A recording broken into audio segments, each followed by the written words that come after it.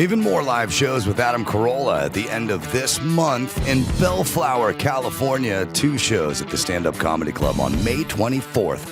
Then on May 30th, he travels up to Washington for 4 shows at the Tacoma Comedy Club in Tacoma. May 30th and 31st. Then off to Spokane, Washington at the Spokane Comedy Club on June 1st. Tickets for these and more at adamcarolla.com. Corn Tortilla Conquistador, Adam Carolla. Yeah, get it on. Got to get it on. No choice but get on a mandate. You get it on. Thanks for tuning in. Thanks for telling a friend. We love that about you. Andrew Gruel, Chef Gruel in studio. Got a new cookbook out. Andrew Gruel's Family Cookbook. I follow Andrew. I see all his posts, and it's all delectable. I like his politics. I like his cooking. So good to talk to you, my friend. Great to be here. Thank you.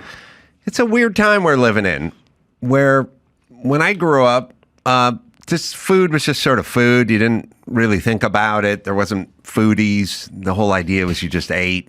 You know, we didn't have rules about food, you know. Nobody said, oh, I had Chinese food 2 days in a row. I'm not going to have it a third. It's like, fuck you, eat Chinese food. That's what we got. And that was it. You know, it was just sort of...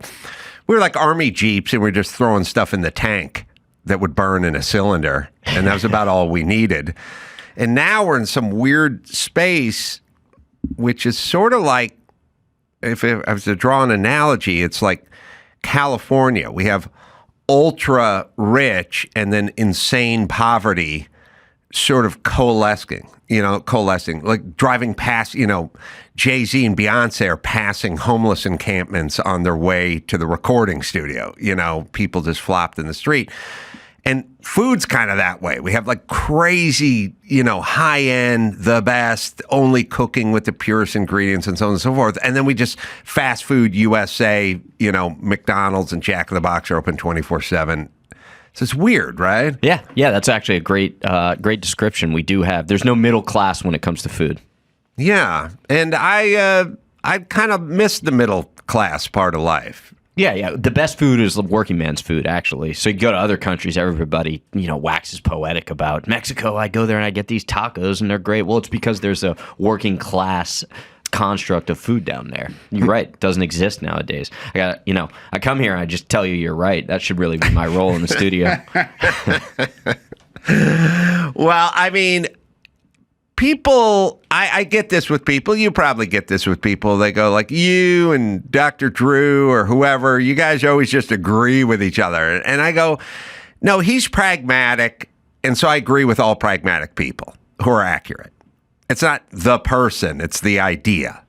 If you tell me an idea that's a bad idea, I'm not going to agree with it just because it's coming out of your mouth. Yeah, well, it's the underlying formula, right? So you agree with kind of the fundamental formula, and then from there, it's just frill and garnish. Yeah, it's an interesting time to be alive, food-wise, because I was just watching a clip of RFK Jr. up in front of Congress, telling it like it is.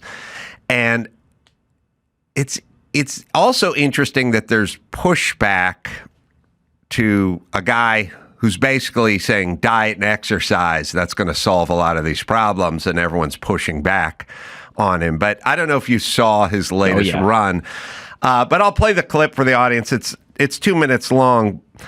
See, RFK is interesting. Junior's interesting in that he's a little, I know him.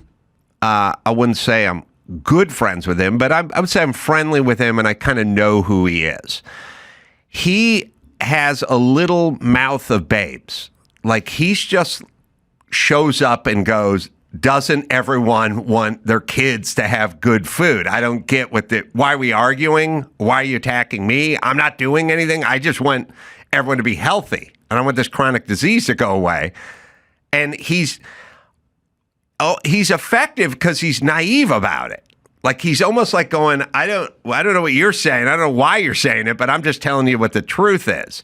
Because everyone has to kind of push everything through some sort of filter now because they don't want to be called this or labeled that.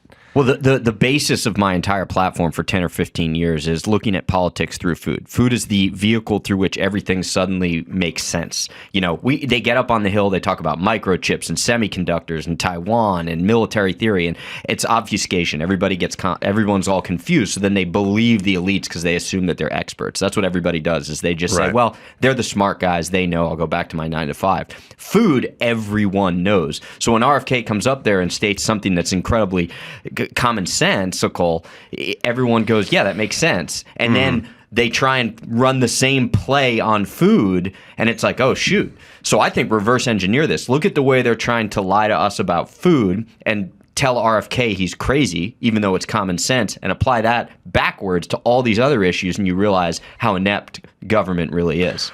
Right. Food, we can all do the math on. Exactly. Tariffs, maybe not so much. Yeah. All right, we'll play this clip just because it's fresh off the press. In my district, which is a rural district, want to work with you on those goals. What can we do to promote this with young children, healthy lunches, all sorts of areas where local communities can partner with you in this effort? We are about to reissue the dietary guidelines, and we're going to do it very quickly. We have until January, but we're going to do it. I think we'll have it done even before August. And we took the Biden guidelines, which were 453 pages long and were clearly written by industry, that are incomprehensible, driven by the same industry capture and those kind of carnal impulses that put Fruit Loops at the top of the food pyramid. And we are changing that. So we're going to have 4-page dietary guidelines that tell people essentially eat whole food, eat the food that's good for you. That's going to drive changes in the school lunch programs.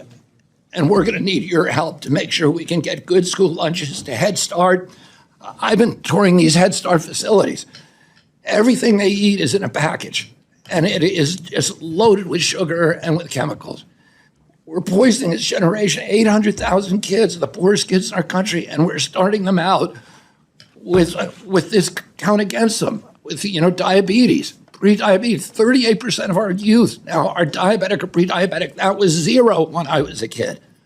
Anybody thinks that we did gold standard medicine in this country from these institutions, look at our children. They're the sickest children in the world. Laura, you say that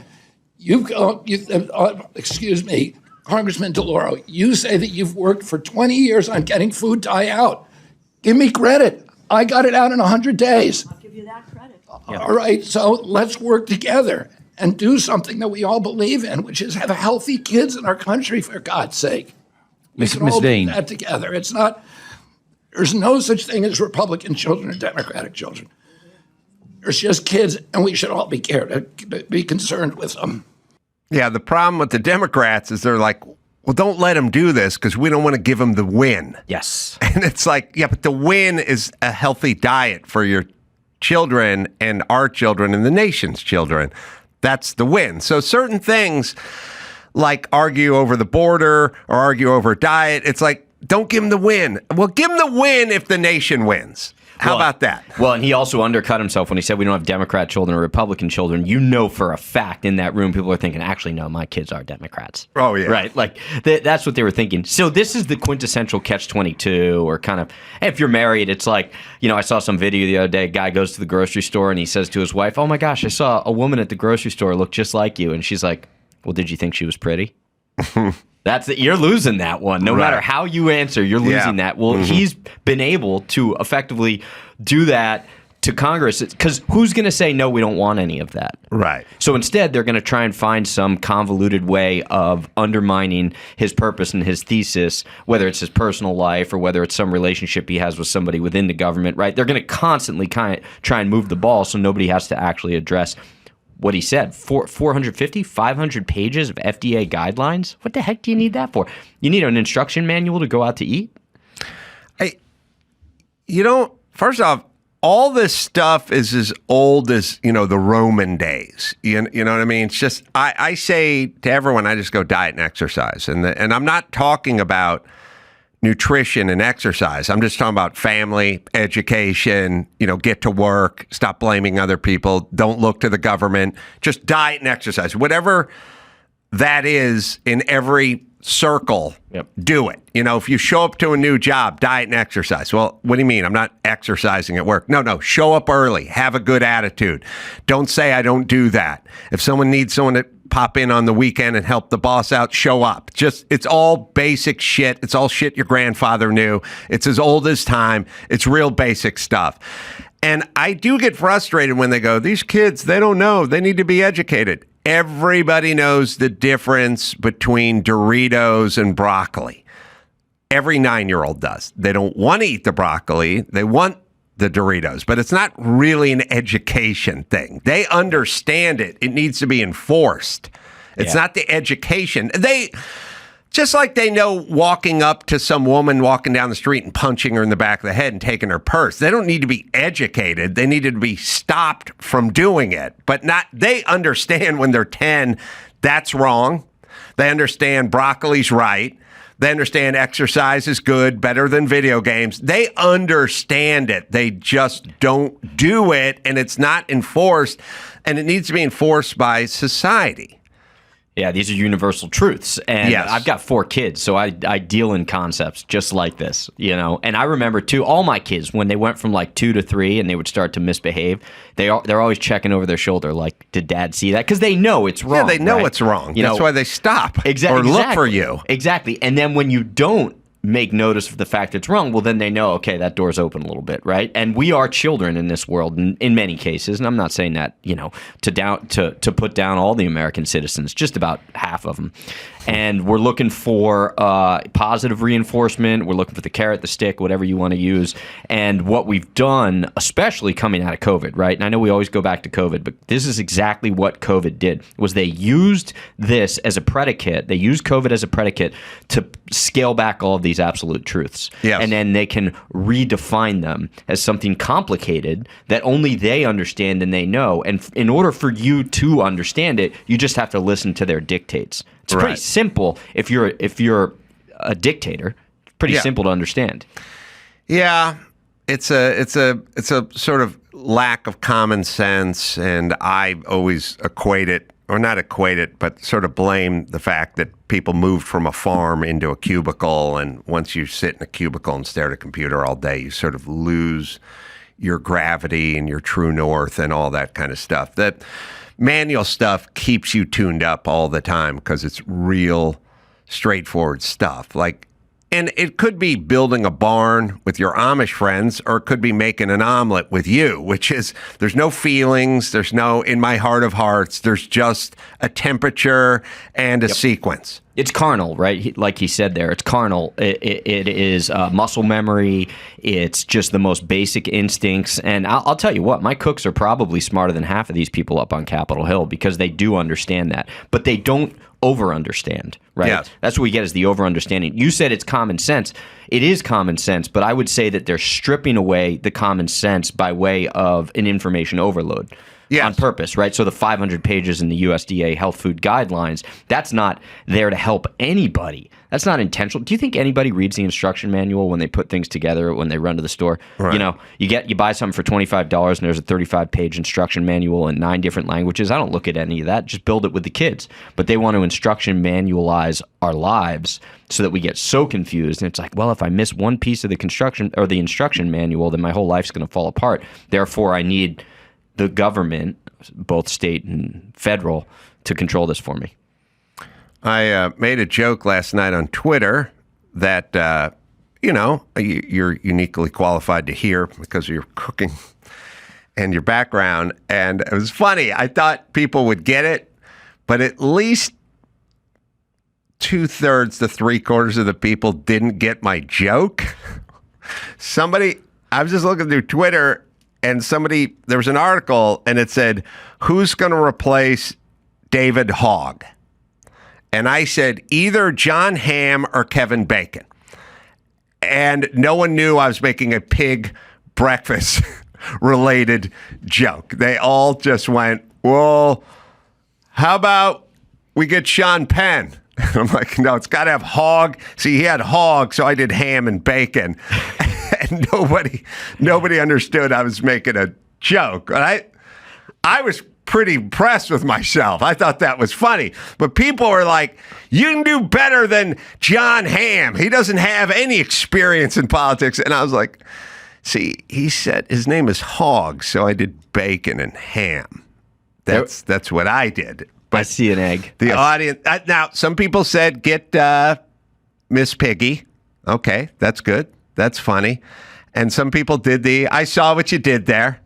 But others just went, I don't get it, or get your douchebag friend Jimmy to be the next, or you should do it, or get Dr. Drew. I got a lot of, we don't know what you're talking about in there. I thought it was a pretty dad jokey. That was a fastball right over the plate. Any joke with a culinary reference automatically starts off at a B, so that's great. And then you threw that on there. So I have a similar David Hogg story. Probably around the same time, I wrote I Stand with David Hogg, right? Because who better to take down the Democrat Party than David Hogg? Oh, that was you saying that, because I did see that. I got, oh my gosh, you should read the comment section. We knew you were a closet liberal, unfollow, etc. Yeah, they don't get nuance or subtlety on the internet. No, not in the least bit. But in any case, I got about 10 threat messages, which somehow they broke through my firewall. A lot of literalists. Yeah, I would say, and my thing would be consider the source. Like if it's somebody who goes on the internet and trolls and pokes fun or is a comedian or a personality, chances are that they're not exactly saying verbatim what they're thinking. They're probably making, like, why would I be suggesting Kevin Bacon and John Hamm, two guys that aren't in politics, take over for David Hogg? It's a weird, and I'm a comedian, so you should probably stop for a minute and just go, what's he doing here? And then that'll buy you a little time for your brain to catch up to bacon and ham. Yeah. But either way, I thought it was a home run. Turned out, I legged out a single. The other thing I wanted to ask, I got to get you on like speed dial, if there is such a thing anymore. I decided I wanted some fish the other night. And I thought, what fish do I want? And then I thought, I've heard so many different things about so many different fish.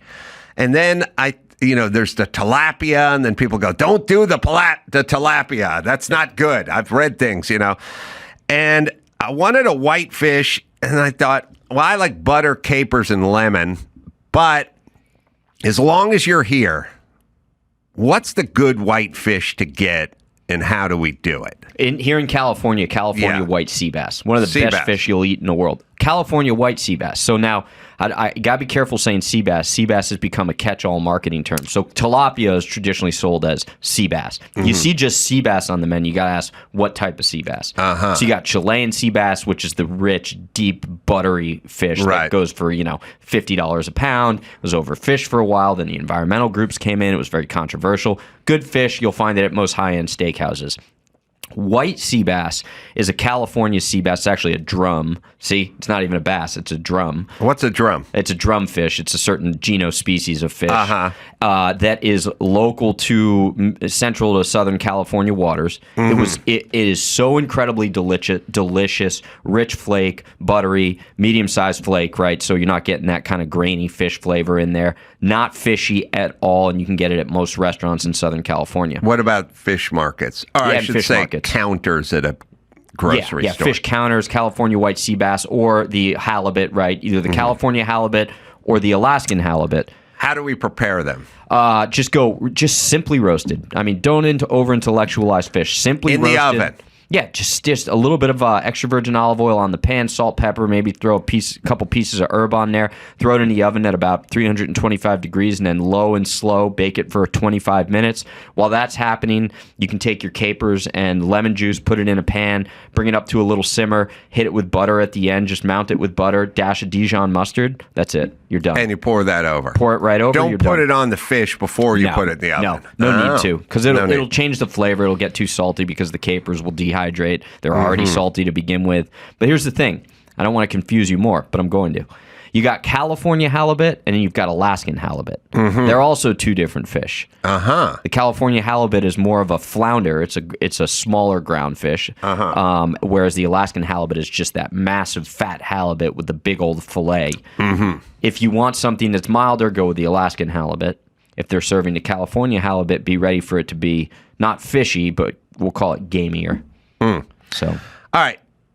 Tell me if I'm wrong and or a pussy in that I travel with Mike August. And Mike August, when we're at playing a Italian steakhouse, whatever, long story, but he gets the steak and he wants it rare, right? And I'm like, I like medium rare or medium.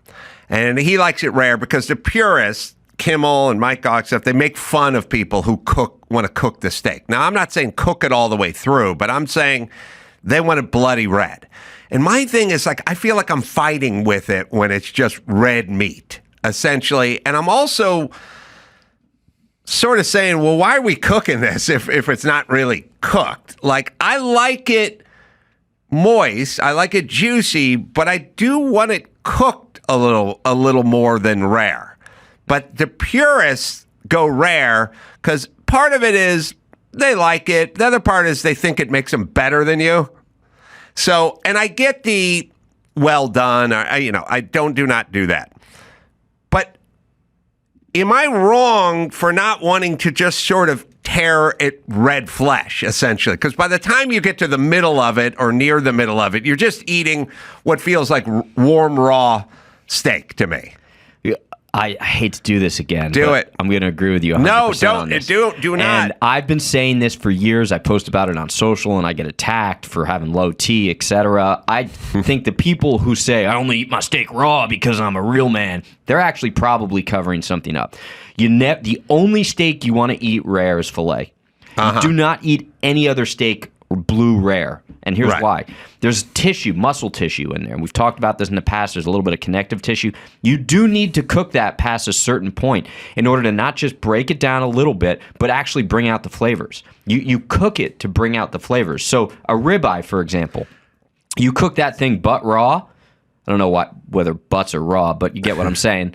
You cook, then you still got the uncongealed, you got fat that hasn't caramelized, it hasn't rendered, you've got sinew and some connective tissue in there that hasn't really broken down, and then you end up with the scraps on the plate. People are chewing it for an hour like it's...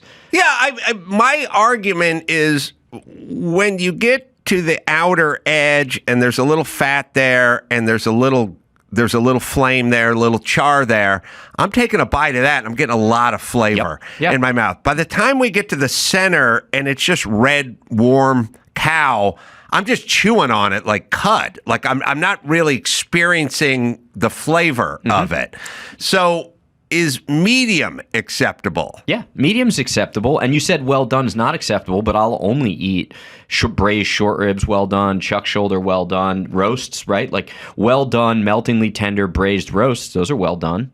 Okay. So we can't kind of have like an absolute catch-all, but the point is the heat brings out flavor that otherwise wouldn't exist. Yeah, I agree. And I can't and hadn't articulated it as well as you, but my feeling is by the time we get to the raw stuff, I don't even know what cut of meat I'm eating. It's just chewy. And then now throw in connective tissue, silver skin, sinew, and the fat, and that's not appetizing. I agree. All right. Best, and I brought this up to you in the past, but I always want a refresher on it. What's the best omelet? And more, I'll sometimes go with a scramble just because sometimes the omelet gets a little rubbery, just going to be a little bit of a rubbery skin around the ingredients. You know what I mean? But I'm fine with the omelet. It's going to prefer the scramble a little more. But what do we put? What is best? An omelet, like a pizza, right? I look at them as one and the same. You got to make it properly first. So you got to have the right dough, or in the case of an omelet, you got to cook your eggs at a really low temperature. Because when you brown the omelet, right? And it gets kind of tough, like you said. Yeah. Browned eggs is the worst flavor in the world. Yes. You can smell it just talking about it. That little bit that goes around the exterior of the pan. So you got to cook it right, and then only use 1 or 2 ingredients. I think cheese is always a requirement to make it creamy. If you don't want the cheese, do a little creme fraiche or sour cream in there. But 1 or 2 ingredients, and that's up to you, right? But if you overload the ingredients, or an omelet with ingredients like a pizza, it takes away from the integrity or the structure of the base, which is either the dough, the crust, or in this case, the eggs.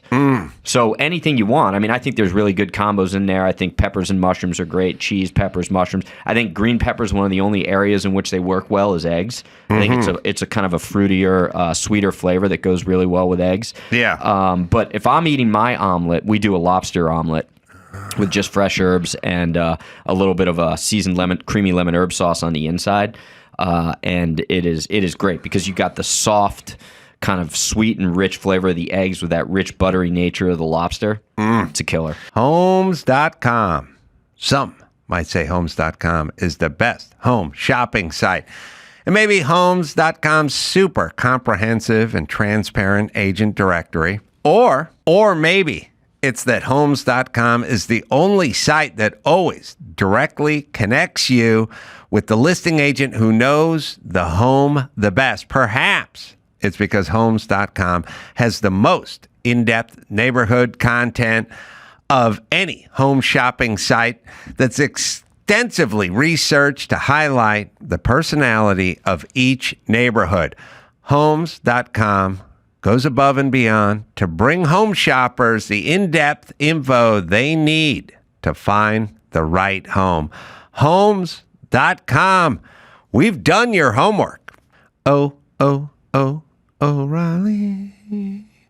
Auto Parts. Yeah, O'Reilly Auto Parts. Well, you know the jingle because you heard the name. I love these guys. They are in the business of keeping your car on the road. O'Reilly Auto Parts offers friendly, helpful service and the parts knowledge you need for all your maintenance and repairs. I've always used O'Reilly, always been a car guy, always wrenched on my own cars. And now I do the race cars. Back when I had old cars you could work on. I can't work on the new stuff now. It's got weird computers and stuff. But you can do the wiper blades and plenty of stuff like that, battery and all that. So whether you're a car aficionado or an auto novice, you're going to find the employees at O'Reilly Auto Parts are knowledgeable, helpful, and best of all, friendly. Stop by O'Reilly Auto Parts today or visit us at O'ReillyAuto.com/Adam. That's O'ReillyAuto.com/Adam. Another question. I get a lot of shit. I believe in the cheese enchilada, and I love an enchilada. But most people I talk to go, yeah, I've owned chicken in my enchilada. And I'm like, well, now it's a chicken enchilada. I just want an enchilada. Like I think like nachos are nachos. You keep adding sour cream and chicken and everything else to it, and it's becoming something other than what it's supposed to be. And also, it folds under the weight. It wilts under the weight of all the shit you're scooping on top of it. Yeah. I like the purity of nachos, like cheese, chips, maybe, some salsa or whatever on the side or whatever it is. But I like the basics, and a good cheese enchilada. I love mostly because I'm cutting it with the side of my fork and it's just breaking off and I put it in my mouth. It's not pulling. It's like a magician pulling ribbons from inside of the thing. Because when you get a piece of beef in there, then you pull on it, then the beef slides out. Mm-hmm. Now you've removed it. Same with the chicken. I'm old school. I like mole if you go to the right place, and I like cheese enchiladas. Again, you do not have to agree with me. Well, the enchiladas with ingredients. Well, first of all, let me say enchiladas is like a black tie quesadilla, right? It's like a dressed up quesadilla. Right. And with quesadillas, I don't like filling in my quesadilla for that exact reason. With you. It's weird that people just feel like more is better all the time. Mm-hmm. Like they'll just go, you want quesadillas? And I go, yeah, I love quesadillas. Quesadilla is a quesadilla. You want beef quesadillas? I like that. Now we're not really into the quesadilla anymore. Yeah, you're into a burrito without the rice, or you're into some sort of a stuffed hot pocket. With the enchiladas, the key is that you've got to use the right tortilla. Right? Like you want to make sure that the tortillas are fresh so that they're not flaking. I hate when you bite into something and then you get the enchilada tortilla shell that's kind of flaked out and you get more of like a chilaquiles. But I'm going to go back to you on the nachos because I thought about this. We talked about this at one point, and I took this to my technique of building nachos. I truly did think about this. I think about you when I cook. Thank you. Is when you build a nacho. Look, I don't want to call myself your muse, but I think that's what you're saying. Well, don't tell the old lady. She reads my diary. The nachos should be built as if you are a personal chef and you are individually building a chip for your guest, right? So sometimes this is a cute thing me and my wife do. Is she'll be like, give me a chip. She'll build me a chip with a little salsa and she'll like put a bean on there or something. Here's your chip. It's very endearing. When you're building a plate of nachos, you should think of it from that perspective. Every single chip should be perfectly layered as opposed to layer of chips, dry, dump everything on top of it, implodes on itself, and now you just have... And it emulsifies, too. It starts falling apart. It gets gooey at the bottom. Yeah. And it's really, I think it's like an ugly American thing that we've decided we have to supersize and sort of keep going. We got to have pizza and it's got to have cheese in the crust and hot dogs in the crust. And it's like, just stop it. Just make good nachos. The pump cheese nacho thing, I don't even want to get started. I've done days on this subject. These people drive me insane. There's so many of them out there. They don't even know what I'm talking about when I tell them they're not eating nachos. But what is a good nacho for you?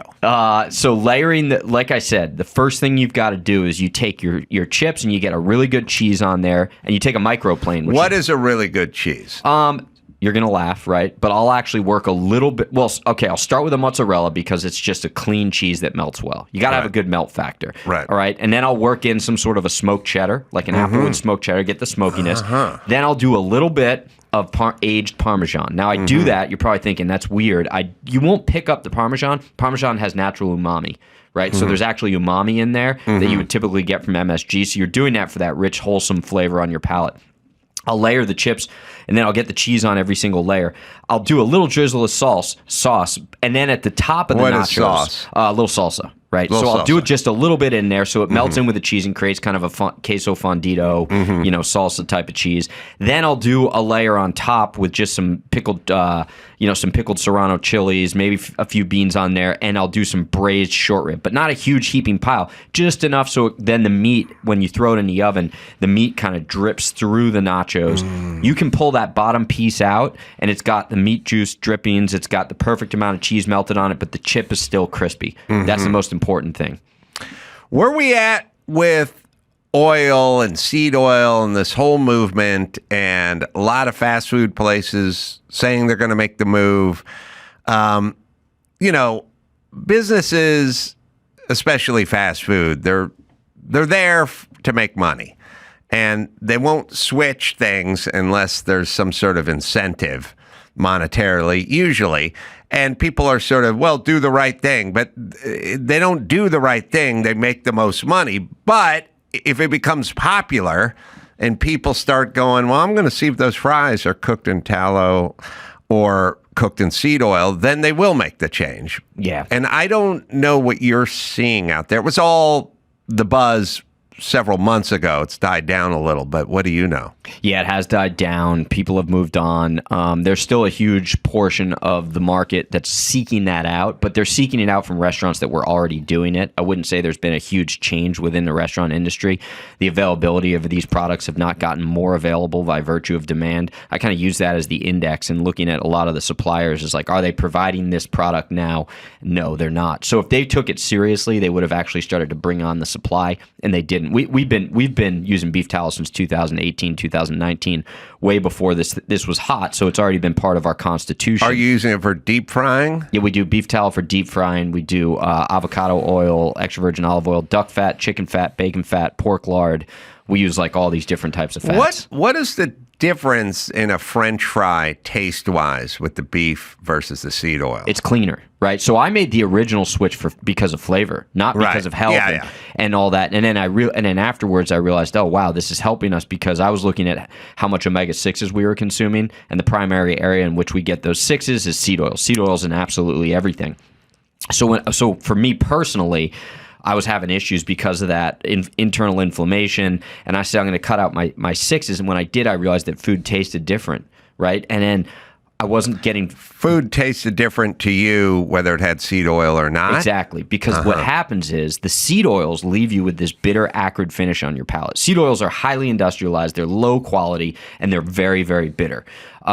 So when they're, especially in a restaurant, when they're sitting in a fryer at 375 degrees for 12, 14 hours, or sitting on a flat top, because they're not wiping the flat top off every time they cook, right? So that seed oil just sits there and rolls.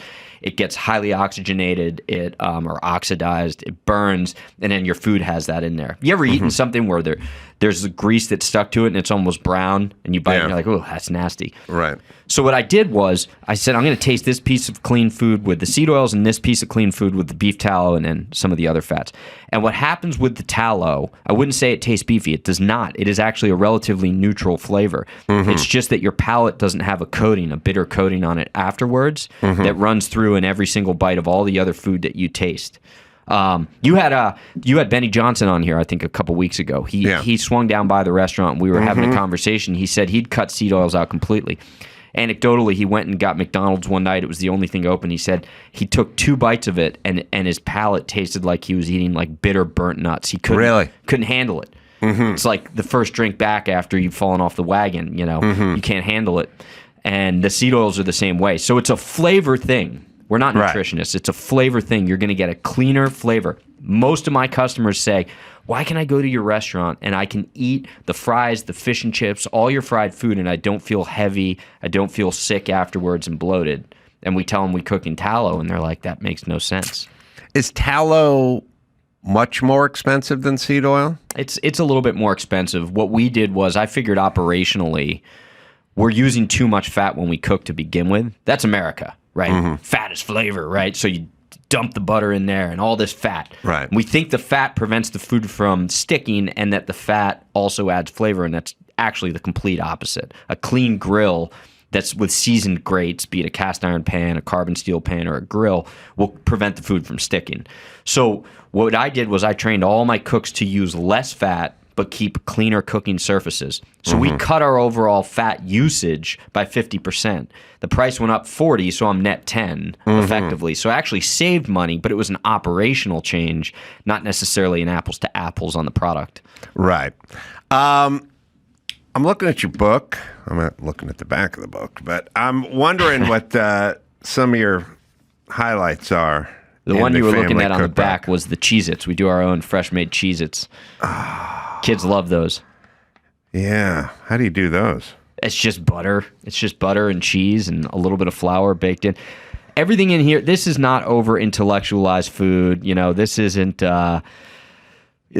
Scoffier style food where you got to pick some tomato that was harvested by a St. Bernard who has offspring in Canada. This is just good, approachable recipes, no seed oils. I had my kids do all the recipes, so I knew they worked. I mean, they enjoyed them. Yeah, right. So like that one, the raspberry and the chocolate and the nuts, the toasted almonds on there. It's an alternative to a peanut butter and jelly. These are simple dishes that everybody knows with a little bit of a spin. I got something else I wanted to bring up. We'll dabble in food as we go. I found out recently or the other day that looked like the Menendez brothers may be finding a path out from prison. And I woke up this morning to an email from Mark Garagos, who told me that he used my argument, which got Mark Garagos into the fray. He was not the Menendez. He was not their counsel, but I made an argument to him several years ago about why they needed to get out, and it stuck with him. And then he told me he used it in his closing arguments. to try to get the Menendez boys out, which I'm always profoundly flattered of. And it was a simple thing, but it somehow made sense to him. And it was a joke, but to him it wasn't a joke. Well, it's a joke that had a lot of truth to it. And I don't know if there's footage of him saying, Adam told me this, and that's when I got involved with the case. So hopefully when the Menendez boys get out, they'll swing by here and sit down for an interview after they get paid. Like somebody's going to pay them for the first one. Well, what's the joke? You got to tell us the joke. Oh, the joke was I got a daughter and I got a son. I got boy-girl twins. And if the daughter ever went into my son's room and said, I'm thinking about offing mom and dad with a shotgun, and I'm thinking about doing it Sunday night, and my son said, this Sunday or the following Sunday, then that would mean we were shitty parents. Because one of them should have piped up and said, hold on, I'm not fucking doing this. Yeah. Like, if you really think about it, if one kid can go rogue, but I don't think my daughter, even if she went rogue, could talk my son into snuffing their parents out unless we were horrific parents. In which case, and then it's a sort of nature or nurture thing. You pick. Is it nature or is it nurture? Like, how did you ruin these kids? But basically the gist of it is if both kids agree it's a good idea to take you out, you probably weren't great parents. Yeah, the unanimous vote. The unanimous vote. I'd like to think that my son would put up an argument. Gosh. That's all I'm saying. So I always joked about it, but I always kind of thought, well, there is some truth to that. Like, one of them would go, I'm not doing this. I love mom. I love dad. They've always been great, and they provided for us and blah, blah, blah. But if they were horrible, then maybe they would go along with it. Jump right on it. Also, they've been in prison for 30 years plus, and I was thinking about it yesterday. Like, I have a sort of a thing in my head, which is going to prison serves two purposes. One is punishment, and the other is getting you away from society because you can do more harm. And so if you're like a person that just sort of randomly pushed someone onto the subway tracks in New York, some commuter, you're very dangerous. To me, you don't even know the person, and you weren't even robbing them. You just pushed them. That's just destruction. And that person is the scariest person of all, and I want them off the streets. Then you get into domestic stuff, like, the wife that poisons the husband to collect the insurance. And I go, I want that person in prison, but I don't feel like that person is a danger to me or my kids when we're on the subway. Mm-hmm. So there's a sort of weight, like how much punishment do you deserve?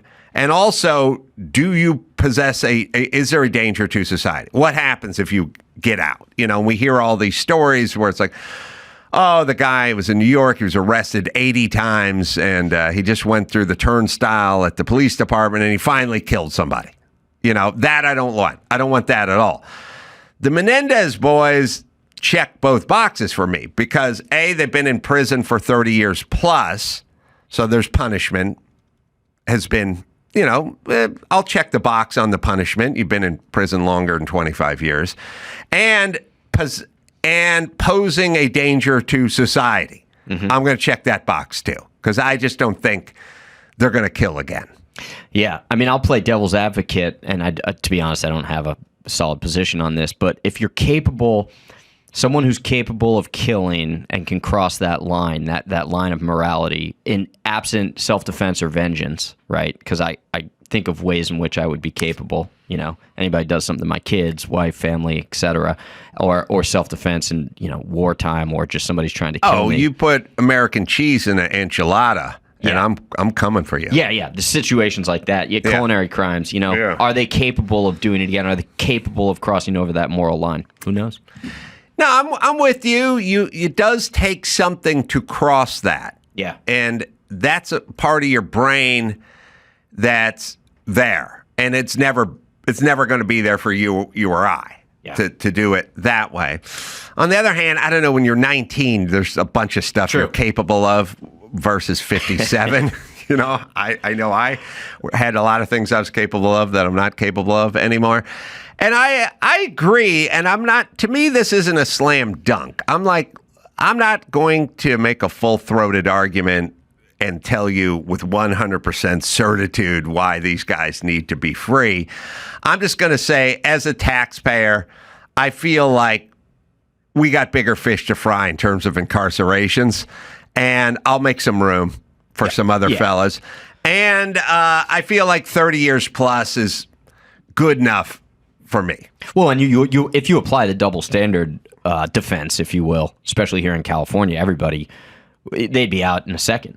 Right. Yeah. You know, the double standard defense, because the people who, and that person you described 80 times, arrested, released, and then they kill 9 people. Right. You know, be it drunk driving or intentional. Yeah, right. That's ultimately the game.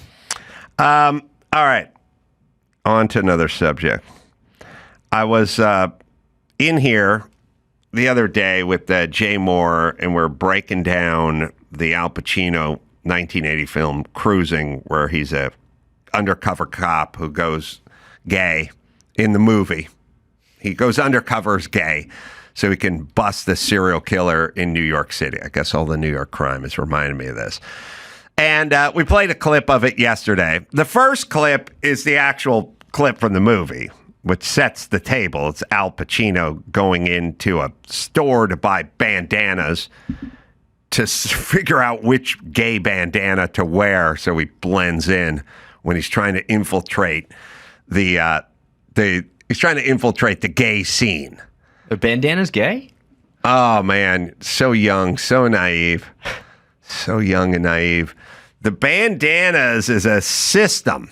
It's like a semaphore system to let the gay guys know what you're up for. Oh, okay. You see, the yellow one, the brown one, the green one lets everyone know what is it specifically you're into as a gay individual. I don't even want to know the brown one. So this is from the movie.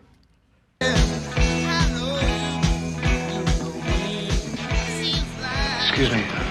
Could I ask you about these? What about them? What are they for?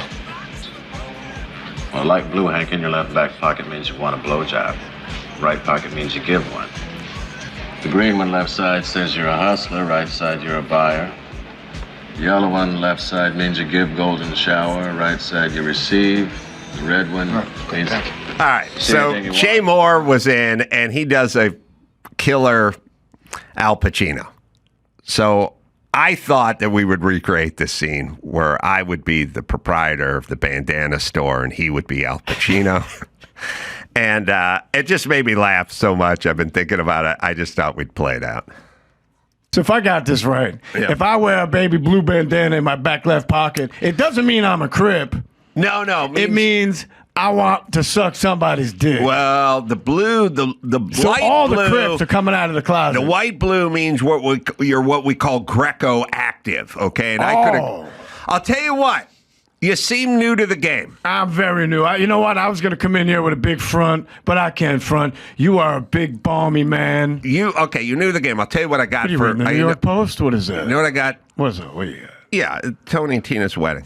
It's a Oh, review. I loved it. It was a romp. Yeah, yeah, it's a lighthearted romp. Yeah. I'll tell you what I got.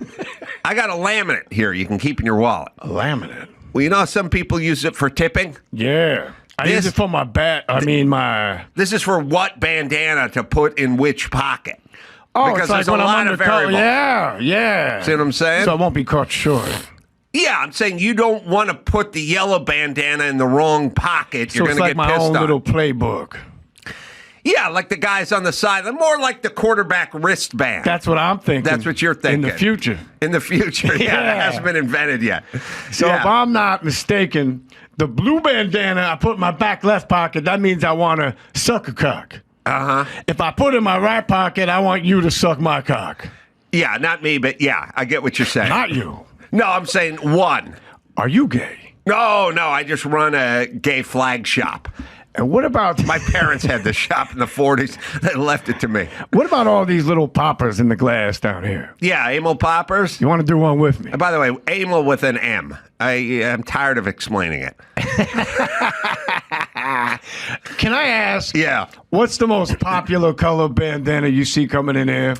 Or walking by on the sidewalk on the way to the gay club? You know, I get asked this question a lot. Oh, good. And I give the same answer every FAQ. time. The most popular color, the best color, Yeah. is the one you like the best. Oh, my God. You could sell snow to a Thank you. fucking Eskimo, couldn't you? Yeah, that's that You good. could sell cock to a gay. So I'll put you down for a 10-pack of Amyl poppers, You don't Benoit understand. balls, I want all of it. all of the bandanas. I'll take all the amyl nitrates. I'll take all the bandanas, and I'll take your phone number, pal. Okay. Remember, I'm not gay. My Sure, parents started I'm this not gay either. apparel shop in the 40s. I'm not gay either, man. You're not? No. What are you? Some kind of undercover cop or Hey, what the fuck, man? I don't know. Attica! Okay. I don't know, Jay. I just walk around all day thinking about Jay Moore doing Al Pacino at the gay bandana shop, and I just laugh. You know what's funny about that is essentially every experience my servers have now tableside at the restaurant. Really? But it's about the ingredients in the menu. It's really the same thing, though. Really? It's They're just- asking what? They're crazy people asking, what does this mean? And what does this mean? And you got this, and you got this, and what does this mean? And that's it. He'd be a great server at a restaurant. I want you're uniquely qualified to answer this, which just happened to me last weekend, and I don't like it at all. I went out, just me with my girlfriend, and we went to a restaurant we've never eaten at before, and it was okay. And the server was sort of lackluster. Like, he did things like dropped off a sushi tray. And he just dropped the sushi tray off and left. And then we just stared at this sushi tray because there wasn't any chopsticks and there wasn't any what the hell is it? Soy sauce, and there wasn't any of the accoutrements that went along with it, little bowls or anything. And so we just sort of looked at it for a while, and I was like, are we supposed to just do it by hand? But then I like a little soy sauce, you know? And then we just sat and looked at it for a while, and then he came around again, and I said, you got soy sauce for this? And what's the hot stuff called? The wasabi. Wasabi. I go, is there some soy sauce and some wasabi? And he goes, oh, we don't do the wasabi with the crispy rice, whatever. And I went, oh, okay, but soy sauce? And he goes, yeah. And then he came back and he brought soy sauce and chopsticks, which is like, okay, fucker, you just dropped this food off. We're supposed to just eat it with our hands. But also, you could have brought some wasabi over. Why not? Maybe I like it that way. Either way, my girlfriend ordered a Diet Coke and made this mistake, because you can't do this anymore, people. I tell people all the time. She goes, I'll have a Diet Coke, but just with the food. When you bring the meal, okay, it's gone. You're never it's getting gone, it. baby. It is gone. Yeah. It's gone. You're talking to dumb shits who don't care. And we're talking about, we've jumped ahead 21 minutes in the future. Yep. There will be no Diet Coke. And then when they don't bring the Diet Coke, at some point, you get halfway through your meal and you go, hey, remember that Diet Coke? And the guy literally goes, yeah, the bar's pretty backed up. Oh, boy. And I'm like, okay. So then the fucking check comes and it's got the 20% tip baked in. Yeah. And it's like, it's just two of us. It's not a softball team. It's two people. You gave us shitty service. I would like the option to give you less than 20%. I probably wouldn't have, but you baking in 20% and calling it a tip is like you selling BMWs and go, we're just going to put a 20% surcharge onto every car we sell, but we'll call it a tip. It's like, it's not a tip. It's part of the sticker price. It's baked in. It's not a tip. I tell people all the time, once you bake it in, it's just like, well, California state tax, I don't know, 9.9%. Is that a tip? It's half of what the tip is. It's just another thing that's baked in. I don't think it's legal. I certainly, I don't think it's ethical. It's not ethical. It was almost illegal by way of SB 731, which was the fee legislation that Newsom actually shot down at the last minute because so many people, the restaurant industry lobbyists, got him to shoot it down. But it was the whole, you can't have fees that aren't specifically listed up front, et cetera. And then it turns into what's a tip, a service charge. But let me back up. Let me tell you what that is, what you experience. Everyone asks me, it must be so rough in the restaurant industry. You guys can't do remote work. That's remote work, right? Right. Yeah, they're there. Right. But they're phoning it in.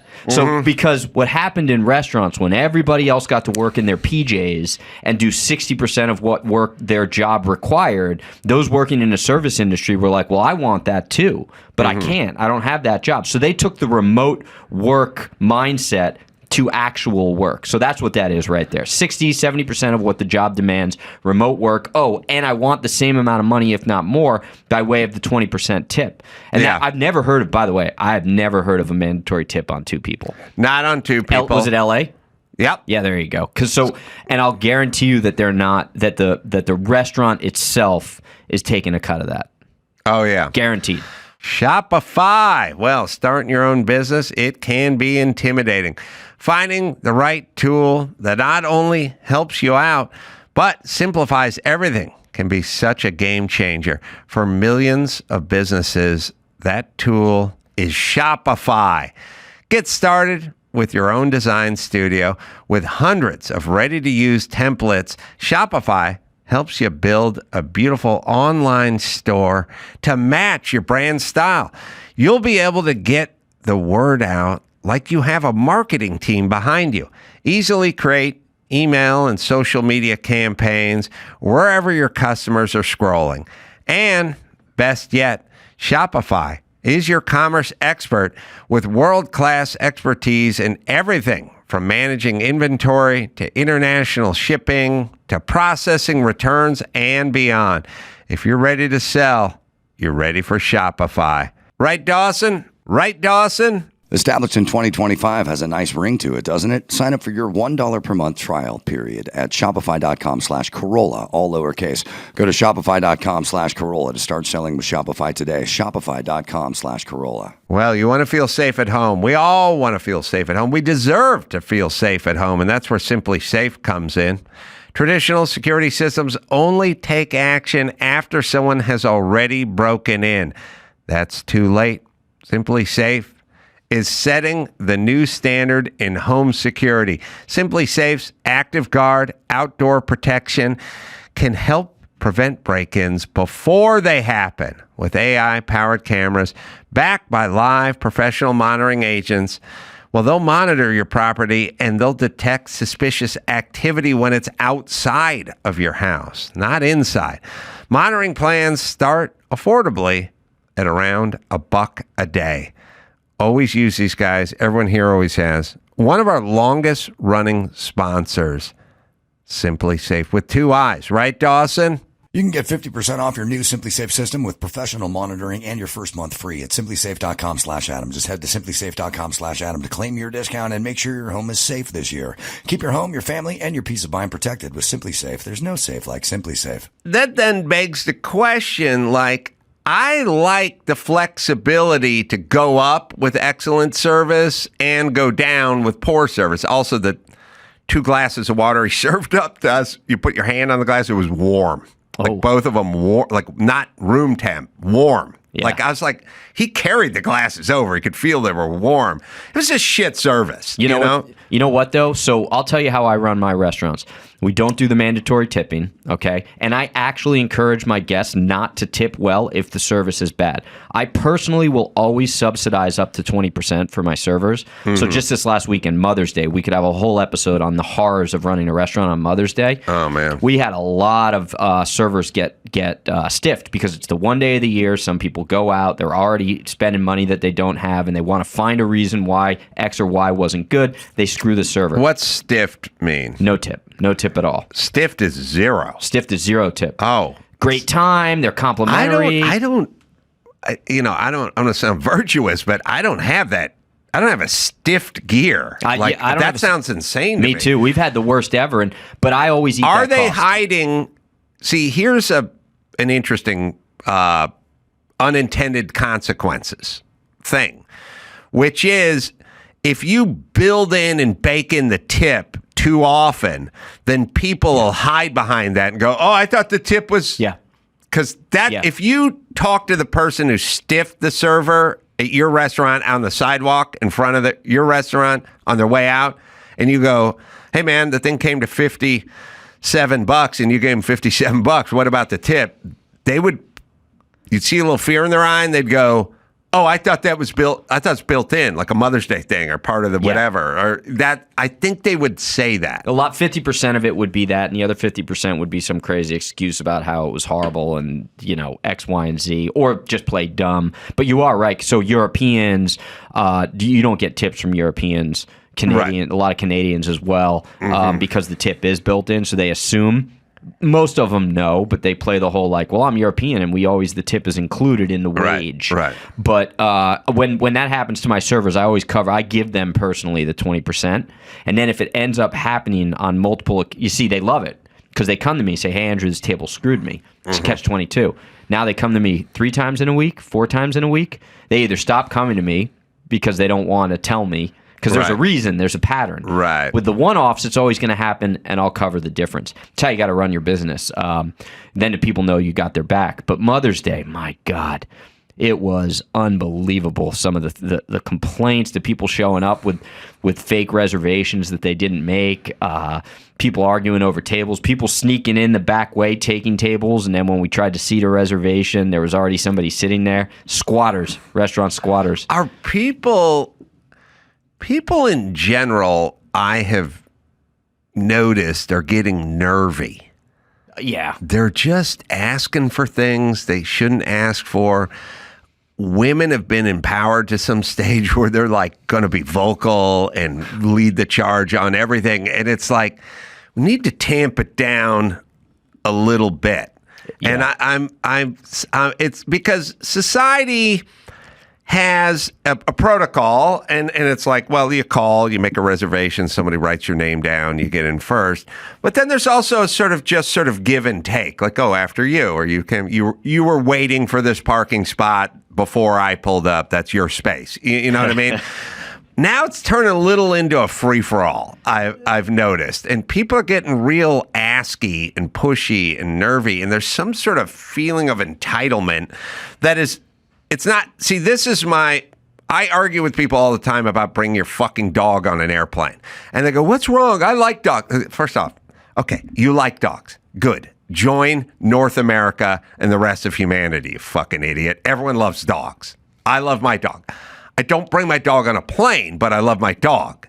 So we got to figure out why you bring your dog on a plane, not claim that I don't love my dog or love dogs. Yeah. And so there's a kind of a boldness that society used to kind of take care of itself. Now it's just kind of game on. Oh, and, people do this. I'll put there's a tweet up there. I started a Twitter thread over the weekend where I was just I said, no dogs of any size should fly. If you can't get on a flight, I can't get on a flight with 4 ounces worth of toothpaste. Let's stop. I'm sorry, I can't read it from here, but let's stop these accommodating people who lack character. And then everyone went nuts on me. Oh, I like my dog. How am I supposed to get my dog? Well, let's say I'm going to Indiana and I want my dog. It's you leave your fucking dog at home because you're traveling, because that's what we do. And then people go, I'd rather sit next to a dog than half the people. Okay, what if everyone brought their dog on a flight? Then there'd be 185 dogs on a flight. You fucking idiot. We have to have rules. That's all. I like my dog. You like your dog. Dawson likes his dog. And then you get on a plane and the dog stays at home. And then people go, well, it's expensive to board. Yeah. That's up to you, bitch. That's not up to me. That's you. You got a dog. You got to figure out. Get your neighbor to watch the dog. Get your mother-in-law to watch it. Board the dog. I don't know. That's not up to me to figure the fuck out for you and your dog. I don't want a dog on a flight. That's it. But the reason I don't want it is symbolic more than I don't have dander issues. I don't want it because it's a general pulling of the thread of the sweater of humanity that's coming undone.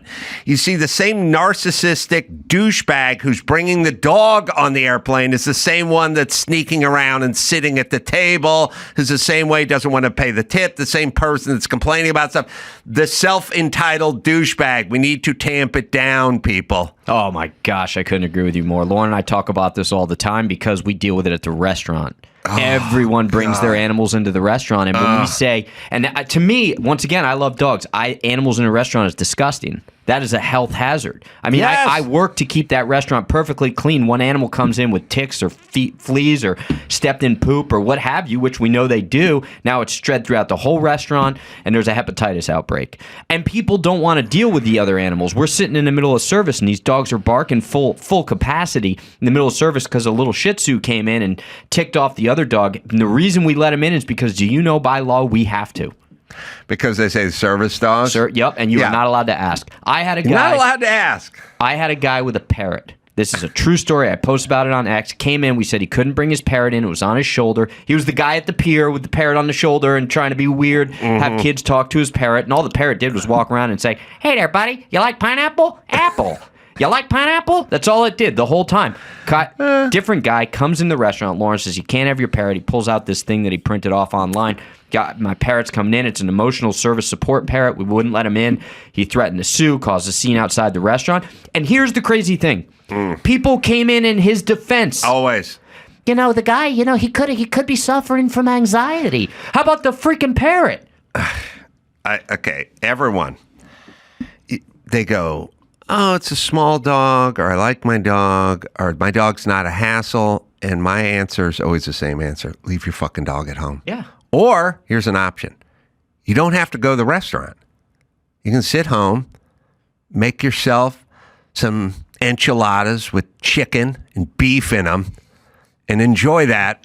And push cheese Push cheese with you and your dog. Yep. And you don't have to get on a commercial flight if you don't want to.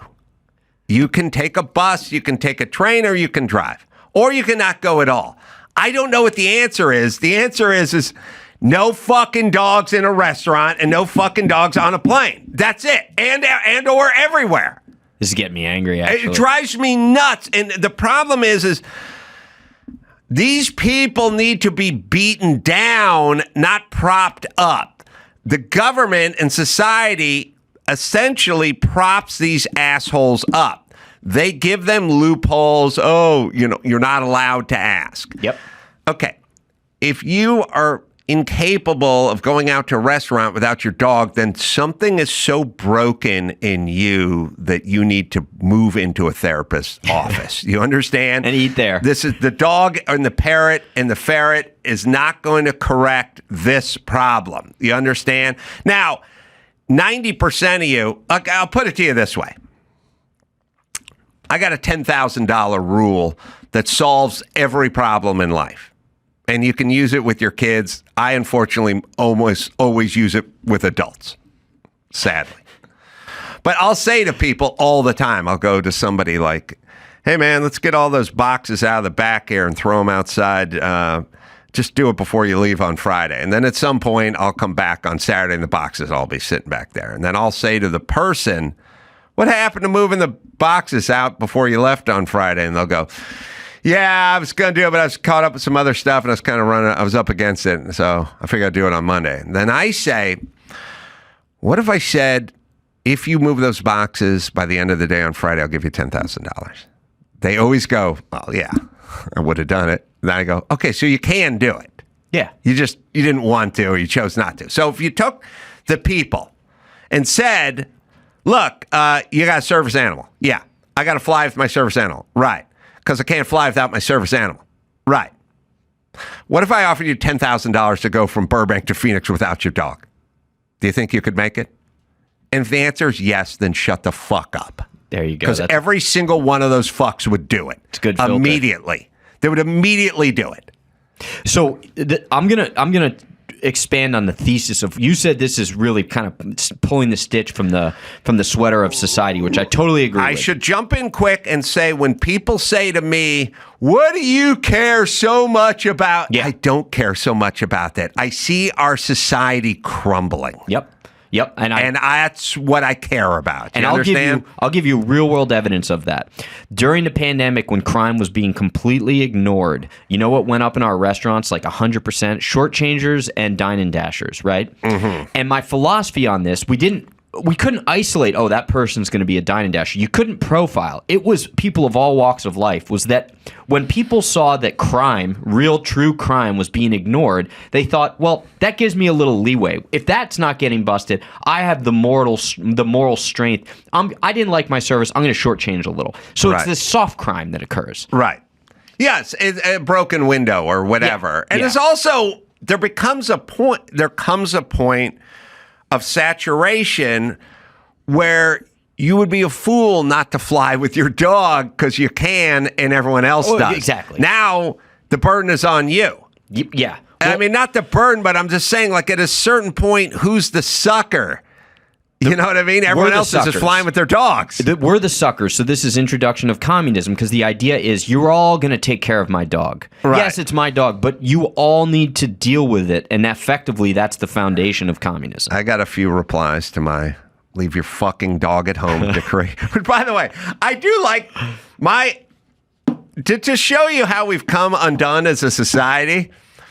My two most controversial tweets of the last 6 months have been, I have an idea. Why don't you take care of your family and your friends and not rely so much on the government? That caused a firestorm. Big backlash. That crazy thought. And now my second crazy thought is, do not fly with your dog. I would like to show people these tweets from the 50s and go, could you imagine there's a huge backlash between not flying with your dog and taking care of yourself and your family? Okay. Jessica NG says, if I have to buy seats for my dogs, I will, and you can go fuck yourself. Never trust someone who don't like dogs. Again, this is that scarecrow man, that bullshit wicker man argument they make all the time. It's like, hey, black family, stay together. Dads, raise your kids. Oh, you don't like black people? Yeah. Oh, no, I like black people. That's why I don't want them to join gangs and get shot on the street. That's why I'm saying that. I love dogs. I don't love them in restaurants and on airplanes because others don't as well. Slime just wrote back, you're dumb. Cynical Trooper wrote back, LMAO, fuck you. Most dogs are better than most people. Consider being less miserable. The guy who created one of the most misogynistic shows in the history of television, talking about lacking character, that's rich. These are all ad hominem attacks, too. No one is actually talking about the issue. It's, if you don't want dogs on planes, you hate dogs. Yeah. I know. Yeah, there's the straw man you talk about. That's my favorite. What was the long? Let's see. I've always found this to be weird and self-centered. People go on trips to leave their kids at home. This is why this is a very niche case. What about it bothers you, huh? I don't know why you put that one on there, but can I tell? Also, when people go, like I said, they go, why are you obsessed with, or who cares, or so what? I just go, or you just leave your dogs at home. Like, there's bunches of rules. Look, I like to travel with my trusty pocket knife. But guess what? There's a rule. And I don't get to bring it on an airplane. That's how it works. This one, Doug and Big Dog wrote, I'd rather sit next to that dog than someone who is so fat that cannot wipe the rear end properly. And a picture of a fat guy. But I'm not sure what point we're making here. But either way, it's funny. It's a burden to everybody on the plane, whether you want to say it is or it isn't, and people won't admit that because they want to be docile and they want to go along with the flow, mass formation psychosis. But let me tell you something. I took a red eye about 4 months back. I get on the plane and I already get moved to the bulkhead. Lady comes in, sits at the window with a lab, right? Some sort of a lab mix. Nice dog, nice lady. She was chatting my ear off, kind of crazy, but whatever, kind and nice. We're on the plane and the dog's just going nuts, right? It's a red eye, so I'm thinking I might try and sleep a little bit. Not going to happen. So the lady falls asleep immediately. The dog just starts going nuts. The dog runs away. So I go after the dog on this red eye. Yes. I'm going up and down the aisle, going after the dog. And now the stewardess is yelling at me, "Sir, get your dog under control." Oh. Now, I don't want to yell back at the stewardess, "This isn't my dog," because everybody's half asleep. So now I'm just the idiot on my fucking hands and knees crawling around trying to get this dog to come to me. I take care of this lady's dog, and then she wakes up. Was he okay? I'm sitting there covered in sweat, fur, been feeding this. I might as well be breastfeeding this dog. And I'm like, yeah, but he had a little bit of an incident. Then later on, the dog proceeds to go to the bathroom on my feet. I mean, I'm texting my wife this whole time. She's like, you need to say something. But that's the thing. I'm kind of weak. I wasn't going to yell at the poor lady. What was I going to do in that moment? Now, look. Once you're on the plane and the door's shut, you're along for the ride. Exactly. Like literally, it's at that point, it's like your first day in prison. Just look down. Don't join any gangs. Stab someone. Yeah, just keep your nose clean. I get it, and they rely on that. That's all I'm saying. Yep. What I'm saying is there should be no circumstances where you can fly with your dog. And then people start getting into, I have a seizure alert dog. I don't know. You're going to have to work it out. There's going to be places you're going to be without your dog, and you may have a seizure.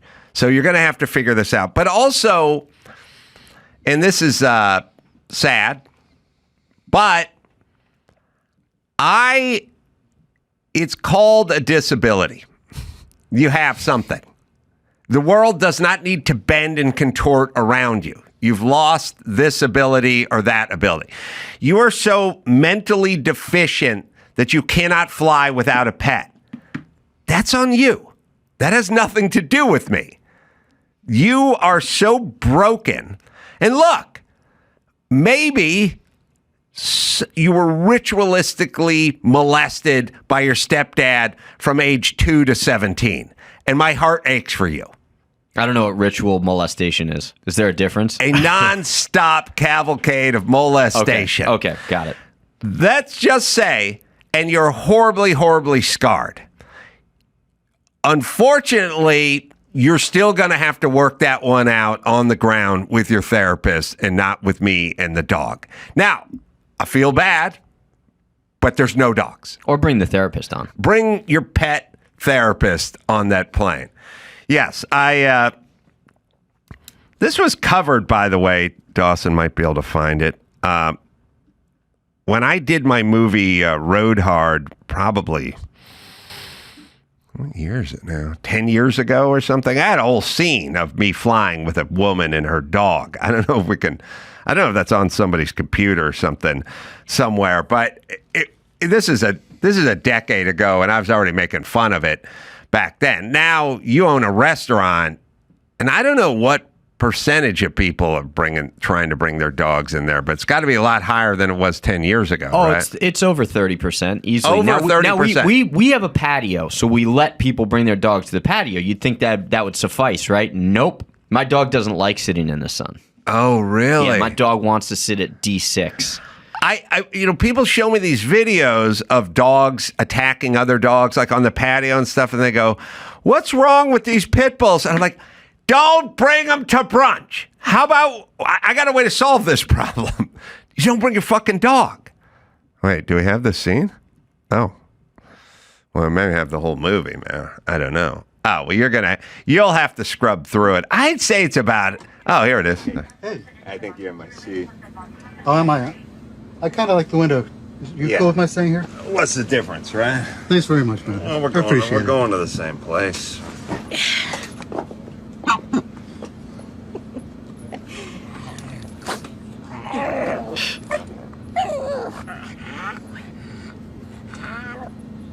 You like dogs? Yeah, I love dogs. In yards, on the ground, you know. That's normally where he likes to be. He doesn't like to be confined. This is Raffles. He's a service dog. What's the service he provides? He's an anti-anxiety dog. Mm-hmm. Yeah. Mm-hmm. He helps you see how he's just calm. Yeah. You just want to fly with your pet, right? No, he's certified. He's working. He's certified. He's you give your doctor $50 and he certified him. You don't even know my dog. I mean, you barely even met. What about my anxiety? I have anxiety about flying with dogs. Now, how about that? I get a service pelican. Hey, I want you to meet Gilligan, my service pelican. But what about when the dog defecates? He's got to defecate at some point, right? What happens when you defecate, sir? I don't shit me out. Oh, it's like we have a cute little furry traveler with us today. Say hi. Oh. Hi. Yeah. So, all chronicled in the movie Roadhouse. By the way, the flight attendants do treat dogs better than children. Oh.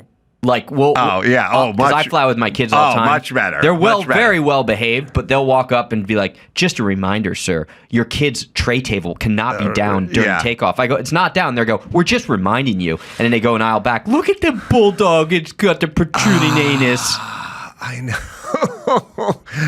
I flew I flew Alaskan Air once, and I was going, I don't know, Oregon or something. And I sat at the bulkhead in the front, and I had my backpack, and I just set it at my feet on the bulkhead. And she's like, sir, you got to put it up top, you know. And I always want my backpack because I'm making notes and doing stuff. And she's like, you got to put it up until we level off or whatever. You can't set it in front. And right next to me is a medium-sized German Shepherd just sitting right against the bulkhead, size of 3 backpacks just laying there with a pulse. And I'm like, so this is a safety issue. It's a safety issue. Those bulkhead seats should be cheaper, by the way. I agree.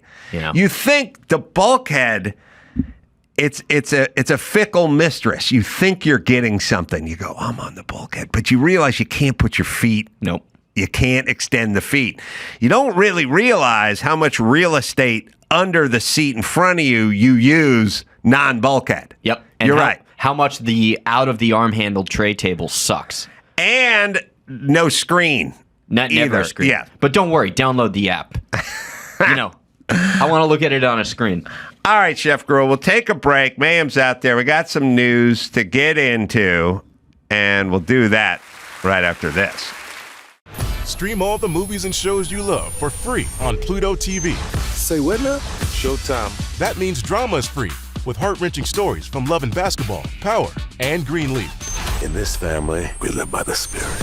And laughter is free with gut-busting comedies like Key and Peele, The Neighborhood, Everybody Hates Chris, and Boomerang. Watch all the hits, all for free, from all your favorite devices. Oh my God, I love it! Feel the free Pluto TV. Stream now, pay never. And now, Alcoa presents Definitely Not a Jew on the Adam Carolla Show. Dateline Leeds, Alabama. A 43-year-old man was charged with public lewdness, resisting arrest, and criminal mischief after he ran his Chevy pickup truck into a light pole and then stripped naked and jumped into the Bass Pro Shop Aquarium! Definitely not a Jew! Wow, that's a leader in the clubhouse. Chef Gruel here. Mayhem is going to do some news. Andrew Gruel's Family Cookbook is the name of the book. And, you know, something I looked down on my list. I got one more thing for you, Gruel. Because you're a guy, you run a business, and the kitchen, it's all about efficiency. It's like sort of flow and movement and what works, what doesn't work. And I'm that way too. I'm very like, if you go to the back of this warehouse, you'll see that this wall, when it hits the other wall, is not a 90. It's dog-eared. It's broken because I want the flow. I don't like a sharp corner come around the corner. You don't see it gets dented when people are like vacuuming or whatever. I'll do a 90 just to get, because I want the flow, man. And I'm at the fantastic Sam's in Glendale, get my hair cut. And this has happened to me a few times. At some point, they get the little clippers out, but they don't have cordless ones. They plug in. And they plug into the little area where their drawer is and stuff. And the cord is 5 feet long. And it's plugged in, and they bring the cord around. The cord smacks me in the face, And then they bring the cord around the other side. And it gets caught in my ear, and they start pulling on it. And then they pull the cord out, and they bring it around again, and it whacks me in the face again. And it gets caught. And I go, they have cordless clippers, right? And they go, the woman, she goes, yes, but I don't have the right, fitting on, I don't have the right 29-cent plastic thing that goes on the end, And they go, okay, but couldn't we just go to Home Depot and get a 6-foot extension cord, and then it would just sit on the cord would be on the ground instead of wrapped around my head, smacking me in the head when you're trying to do the back of my neck. And she's like, it's okay. And I'm like, listen, I don't care. I don't work here. I'm fine. But for you, that the cord that's pulled taut because it's 5 feet away, plugged in the wall, and I'm sitting back on the chair, and it's smacking me in the head. You could stop going to Supercuts. Fantastic, Sam's. But yeah. But isn't there... It's so fixable. You know how fixable this is? And by the way, she's probably on year 14 of smacking people in the head with this cord. And I'm like, I'm not a prude. I'm not an asshole. I'm just trying to help you get a little more flow in your business here. When I go into restaurants for consulting jobs, they'll say, "Oh, our labor cost is so high, etc., and we're not getting the food out in time." First thing I'll do is I'll sit and I'll watch during service and I'll count steps. And 90% of the problems can be fixed because to put one dish out, somebody's taking 100 steps back and forth. And the first thing I do is move all the ingredients to the same place. 89 less steps because now they're all right there. Right. That's how. It's just there's a container. Oh, I got to grab that. I got to get this. I got to put this in here. I got to do this, and they do it 100 times over. Simple. Go get the extension cord. That's my Sam's Club. What is it? Sam's Club? Fantastic Sam's. Fantastic Sam's. Yeah. Yeah. And a cord. First off, they're ubiquitous, and they're $4. And you can go. Amazon will drop one off tomorrow morning. Just go get the stupid cord. The same way, if you just move all the ingredients to one dish in the same place, then you don't have to reach over and take 1,000 different steps. Hey, but how about throwing a right hand with no hiccup in the middle? You know what I mean? This wins fights. Martial arts all about efficiency. I don't need the guy taking a step and then throwing the right hand, and that quarter of a second is gone, and you get punched before you can hit him. Yeah, I'm with you. And actually, I'll combine mine and yours because I would be able to solve a lot of problems with guests if they took one less step, but also one forward to knock the guest out. Nice. So, there you go. You always want to get them when they're coming in with a tray of food, and then you're right there. Yeah. The new greeter at the restaurant, Mayhem Miller.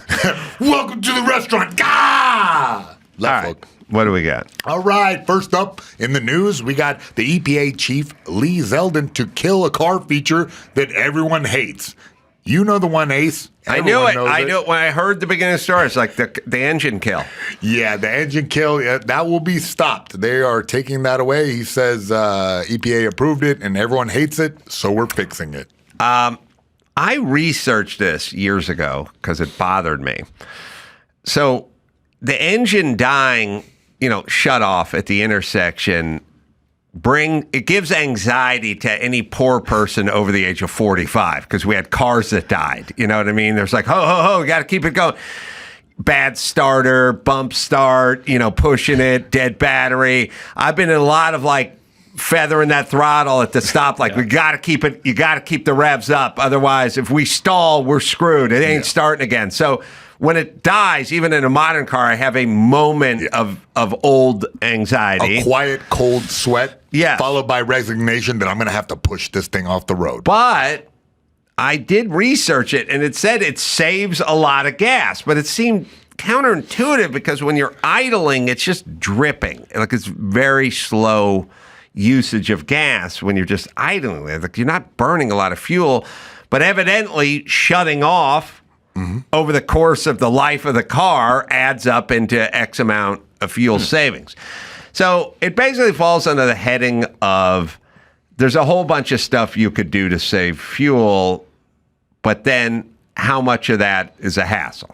Like you But could. when I was really poor, I would turn the car off. You would? Yes, so I had already done this. Yeah, I remember this as a kid, rolling up to the thing, and man, I can't afford to sit here at this long red light and turning it off. So I was way ahead of the game. The guys who never shut their cars are cops.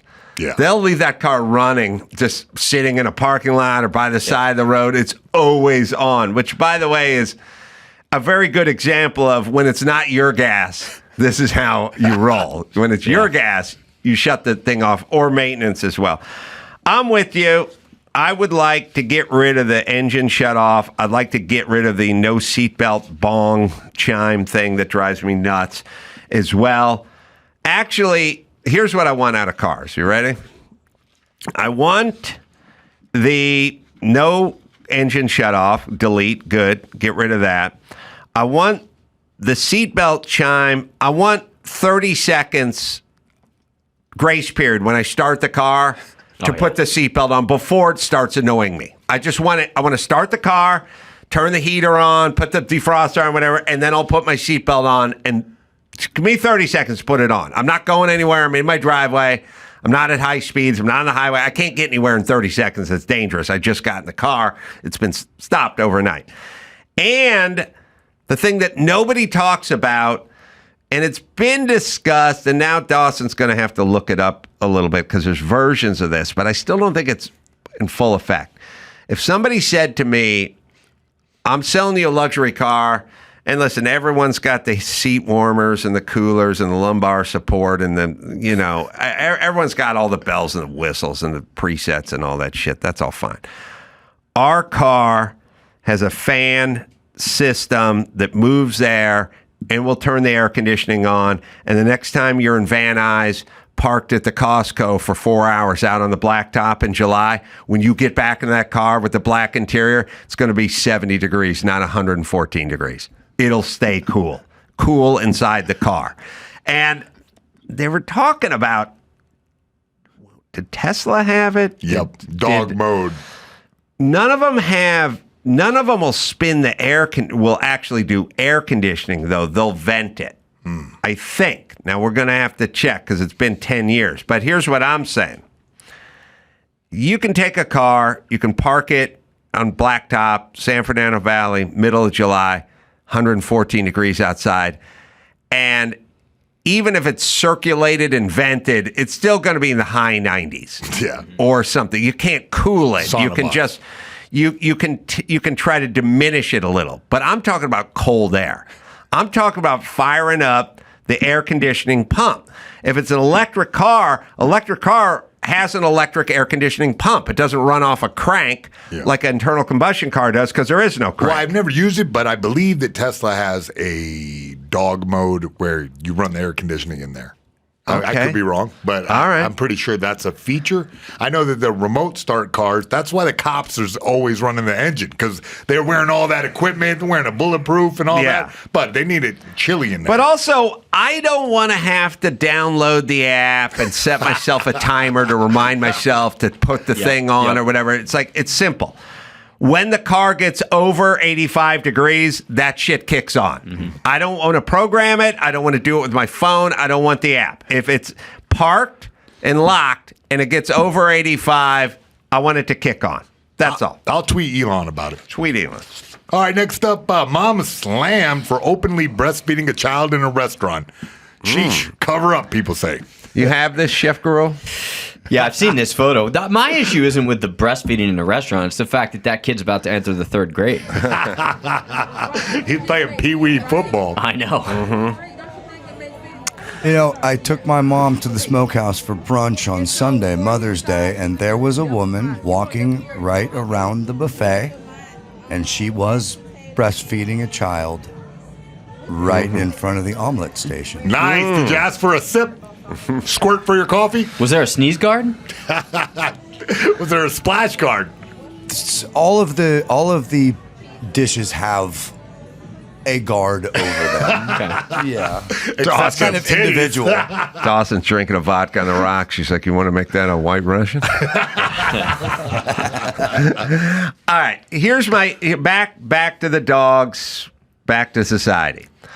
Breastfeeding, fine.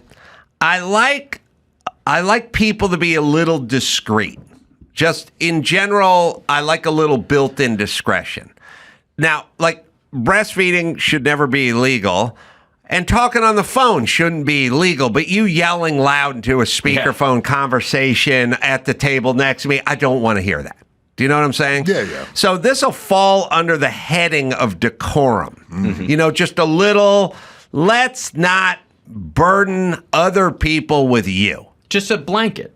Yeah, I mean, my wife did it all the time with all four kids. Yeah, a blanket, a nice covered up. And You wouldn't know. People do a lot of like, well, why should I have to? I don't know. Why do they put doors on bathroom stalls? I don't know. Yeah, you could shit without the door, and okay, we all do it, and it's natural, and so why should I feel shame or what? I don't know.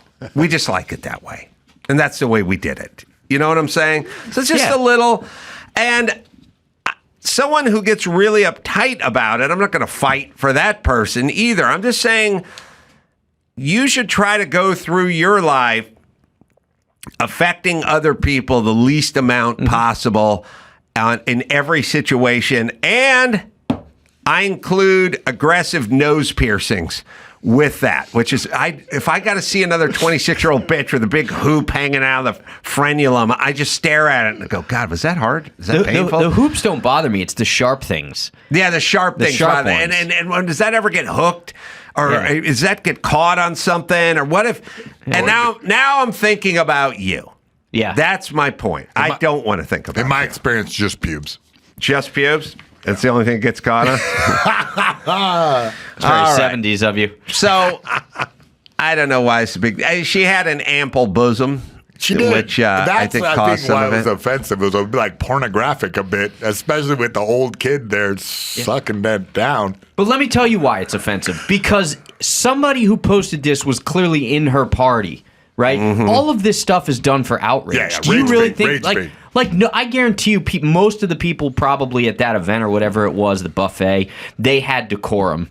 And they couldn't have cared less, and they didn't want to post about it. But somebody within you, because the person's sitting across from them. Well, there needs to be a little built-in sort of, like everyone should have a built-in timer, right?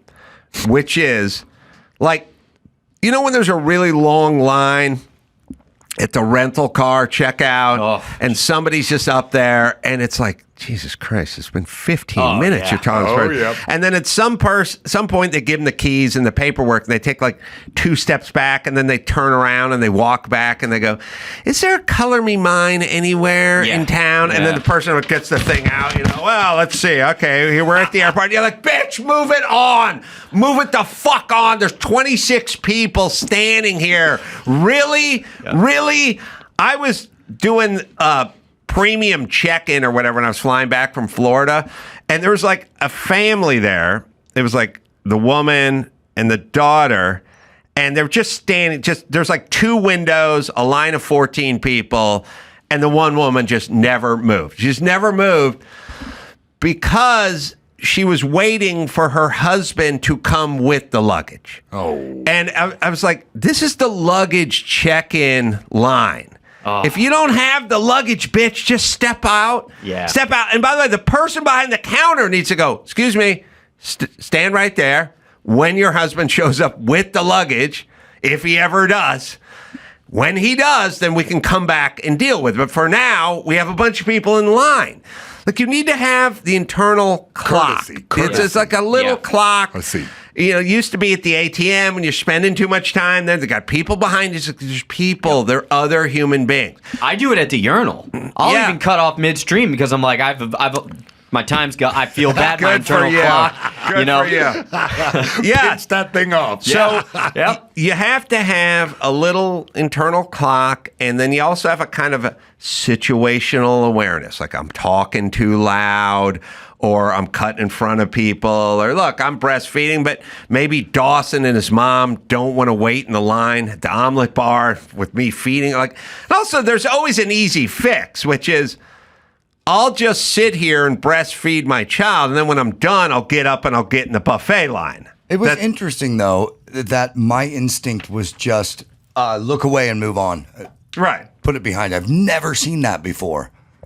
No, and it's part of the never seen a dog on a plane prior to 15 years ago. Like, there's a whole bunch of shit we've never seen people punching cops and throwing water bottles at cops and stuff, but now we do because it's just here. It's a new world order, which is not progress in my world. When I say breastfeeding, I mean her breast was out. Really? The baby was, there was no cover. I think that's the new way, though. I think that's the new way. I gotta say this too. As stated, when I was doing my shows in Florida, and the super drunk chick sitting in the very front row up against the stage was talking and yapping and loud and causing a disruption and everything. And, I said to her husband from the stage, I went, "Hey, man, you got to police this shit." He's like, it's not my job. And I go, "It is your job. Your wife's drunk. She's causing a commotion. I'm not doing." People have to police. Yeah. When you go out to dinner or you go out to the buffet with your wife and she's breastfeeding, first argument. My first thing is leave the fucking kid at home with the dog. The dog will take care of the kid will take care of the dog. Get a sitter, whatever. But all right, we're bringing the kid. Okay. When the wife pulls the titty out and then gets out the table and starts walking, you as the husband need to grab her shoulder and go, "Hey, why don't we let's just do this here." Yep. And then I'll tell you what do you want from the buffet? I'll get it for you. Just hang out here. Yeah. You know what I mean? There needs to be some intercouple policing going on, which we've done away with as well. Marriage is just a constant board meeting. So you're right. Right. It's like, you know what? They don't need pepperoni over there at the buffet. Okay, right. Leave the bologna over here. That's right. All right. All right, next up, Pete Rose is reinstated to the Baseball Hall of Fame or eligible, and it's got fans in an uproar. I don't really get what one has to do with the other in terms of it's not a morality tale. It's just whatever you did on the baseball diamond, and I'll keep going with it. I mean, OJ giving his Heisman back or whatever. I don't really like that world. My feeling is in this snapshot in time, in 1969, OJ was the best running back or the best college football player.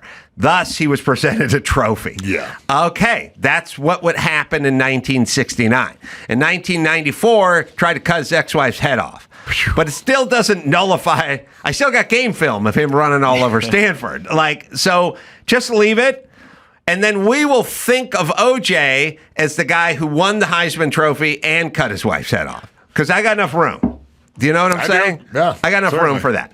And whatever you did outside of the diamond, that's not to do. We're trying to tally hits. Baseball is one big statistical machine, right? Like the big red machine. They want hits, they want at-bats, they want everything. On base percentage. Once those numbers become surplus to requirement for you getting into the Hall of Fame, then you're in. I don't really care what you did outside of that because it's called the Baseball Hall of Fame, not the Good Dude Hall of Fame. Yeah. Hold on, let me sniff. This is emblematic of everything, though, Right. is that we're taking into consideration all the other interpersonal elements and all the soft stuff in order to judge what somebody's doing specifically within that job, right? Like, oh, well, that person created the best buildings in the world, but did you know what he said on X? Yeah, yes. Yeah, no, I'm with you 100%. Henry Ford was anti-Semitic, and then also Henry Ford built B-29 bombers and pounded Europe and the Nazis into submission. So, fine. I got room. I did both. Okay. We have Norm Macdonald's O.J. Espy joke? Okay. Yeah. I remember that one. I do remember that one, but I can't remember it. But I love Norm. And there's Charles Woodson. How about that? And what a season he had.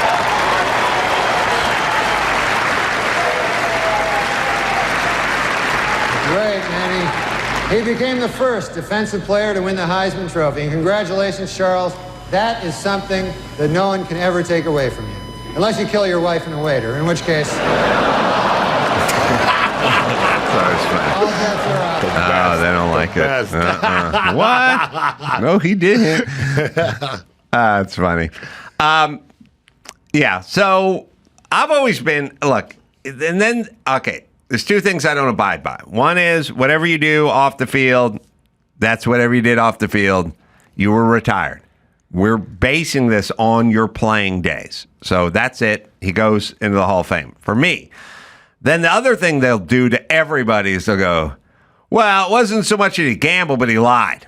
Yeah, well, that's what people do when you accuse them of shit that are going to keep them out of the Hall of Fame. Yeah. Everyone lies. They always do this in criminal whatever. It's like the real problem is him lying about it. Like, everyone lied. It wasn't that you cheated. It was that you lied. Oh, really? Because that's what everyone who cheats does. Yeah. And I do think it's more about the cheating, honey. But either way, he's dead. Been gone for not even a year. Yeah. I'm fine with him. I don't need to morally defend him. He has the most hits in baseball. So, also, if you're going to have a Hall of Fame and you don't have the guy who got the most hits in your sport in the Hall of Fame, then what kind of Hall of Fame is this? Yeah. This is my. If you're going to do the Rock and Roll Hall of Fame and you got Janet Jackson in it, then is this a Rock and Roll Hall of Fame? I would argue it's not. Now, as I understand, he was never accused of throwing a game or, was he? Well, what they do all the time is they go, then at some point they go, well, I gambled on baseball, but I didn't gamble on the Reds or Phillies or whatever team he was managing, And my thing is like, yeah, why you should be able to gamble on baseball or football or anything you want. You shouldn't be allowed to throw a game. Yeah. And I'm trying to think, like, I don't know, what do you do? Like, do you just let a pitcher stay in longer than they should, or have some right-handed pitcher against a left-handed lineup or something? I mean, I bet you could shave tenths, but you're not really going to prevent your guys from hitting home runs. I mean, how much jurisdiction do you have over a baseball game? Like, you're not telling your pitcher to throw balls. You can shave, maybe. I mean, and maybe that's all it takes. I mean, if your team explodes with offense, like you just have three guys in a row hit dingers or whatever happens when they score 13 runs, right? You don't have any control over that. It'd be weird if you sat down a guy who had a hot bat who wasn't injured. People would take notice of that, I'm guessing. I don't know, Dawson. Look it up. Like, what is the gambling in general? Don't care. Gambling on baseball, don't care. Nobody should care. It's only if you attempted to throw a game. Well, let me tell you, in the UFC, they sat us down and told us, do not bet on fighting. Do not. We'll go have a walk and a talk with you. Really? Yeah. They don't like the optics of it. Nah, I guess not. No. Your own fight or other people's fights? Yes. Yes, other people. In general, yeah. Or both. They were period. like, yeah, because, well, when you're an insider in thing, you know what I mean? You know some stuff. So. Yeah, but here's the problem with the people that know some stuff. They can't pick stocks. They can't pick Super Bowl winners. And they can't pick UFC fights either. Exactly. Nobody. There's I don't know why a field of expertise doesn't help you. Every year the Super Bowl comes around, all the guys who know everything about football prognosticate and they give their pick, and half of them are wrong every single time, which is weird. I don't want to live in that world. But they do it at the track too. Like nobody. I mean, I guess it's the beauty of sports, right? I feel like you should be able to bet on yourself in the UFC. Should be, right? Now you can't bet on your opponent because you could take a dive. Of course. But betting on yourself. In most states with legalized sports betting, wagering by an athlete directly or through a third party in any MMA match put on by a promoter or limited affiliate is illegal and may result in criminal sanction. Again, Pete Rose can bet on other teams, but he shouldn't be able to bet on his team because he could affect that. And you should be able to bet on yourself to win, but not to lose. Here's the rule directly from Major League Baseball. Any player, umpire, or club or league official or employee who shall bet any sum whatsoever upon any baseball game in connection with which the bettor has no duty to perform shall be declared ineligible for 1 year. Isn't that what Pete Rose did? Yeah, I mean, the real question is did he bet on his team when he was managing his team? Also, I don't know. I don't think so. Well, you can try to look it up. I don't know. But here's the other thing. But let me explain what's really going on.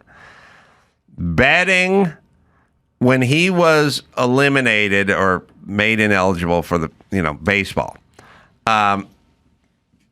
he has only admitted to betting on his own team. Now, the second rule is any to player win. Oh, okay. All right. You got to add that word. Now, if you're caught betting on a game that you have a duty to perform in, you're permanently ineligible. So Major League Baseball must have decided that they believe Pete Rose. I got it. Right. Well, either way, I'll explain what the answer is. Betting on Pete Rose betting on his team to win, I don't care about. His team's trying to win, and he's doing the best job he can. Mayhem Miller betting on himself to win. He's betting on himself to win. You can't take a dive when you're betting on yourself. So I don't care about that mathematically. Yep. But here's the real thing. He was eliminated or whatever did I think in 1989 because I was researching it. And people forget that our relationship with gambling and betting was completely and utterly different, not in 89, even in 2010.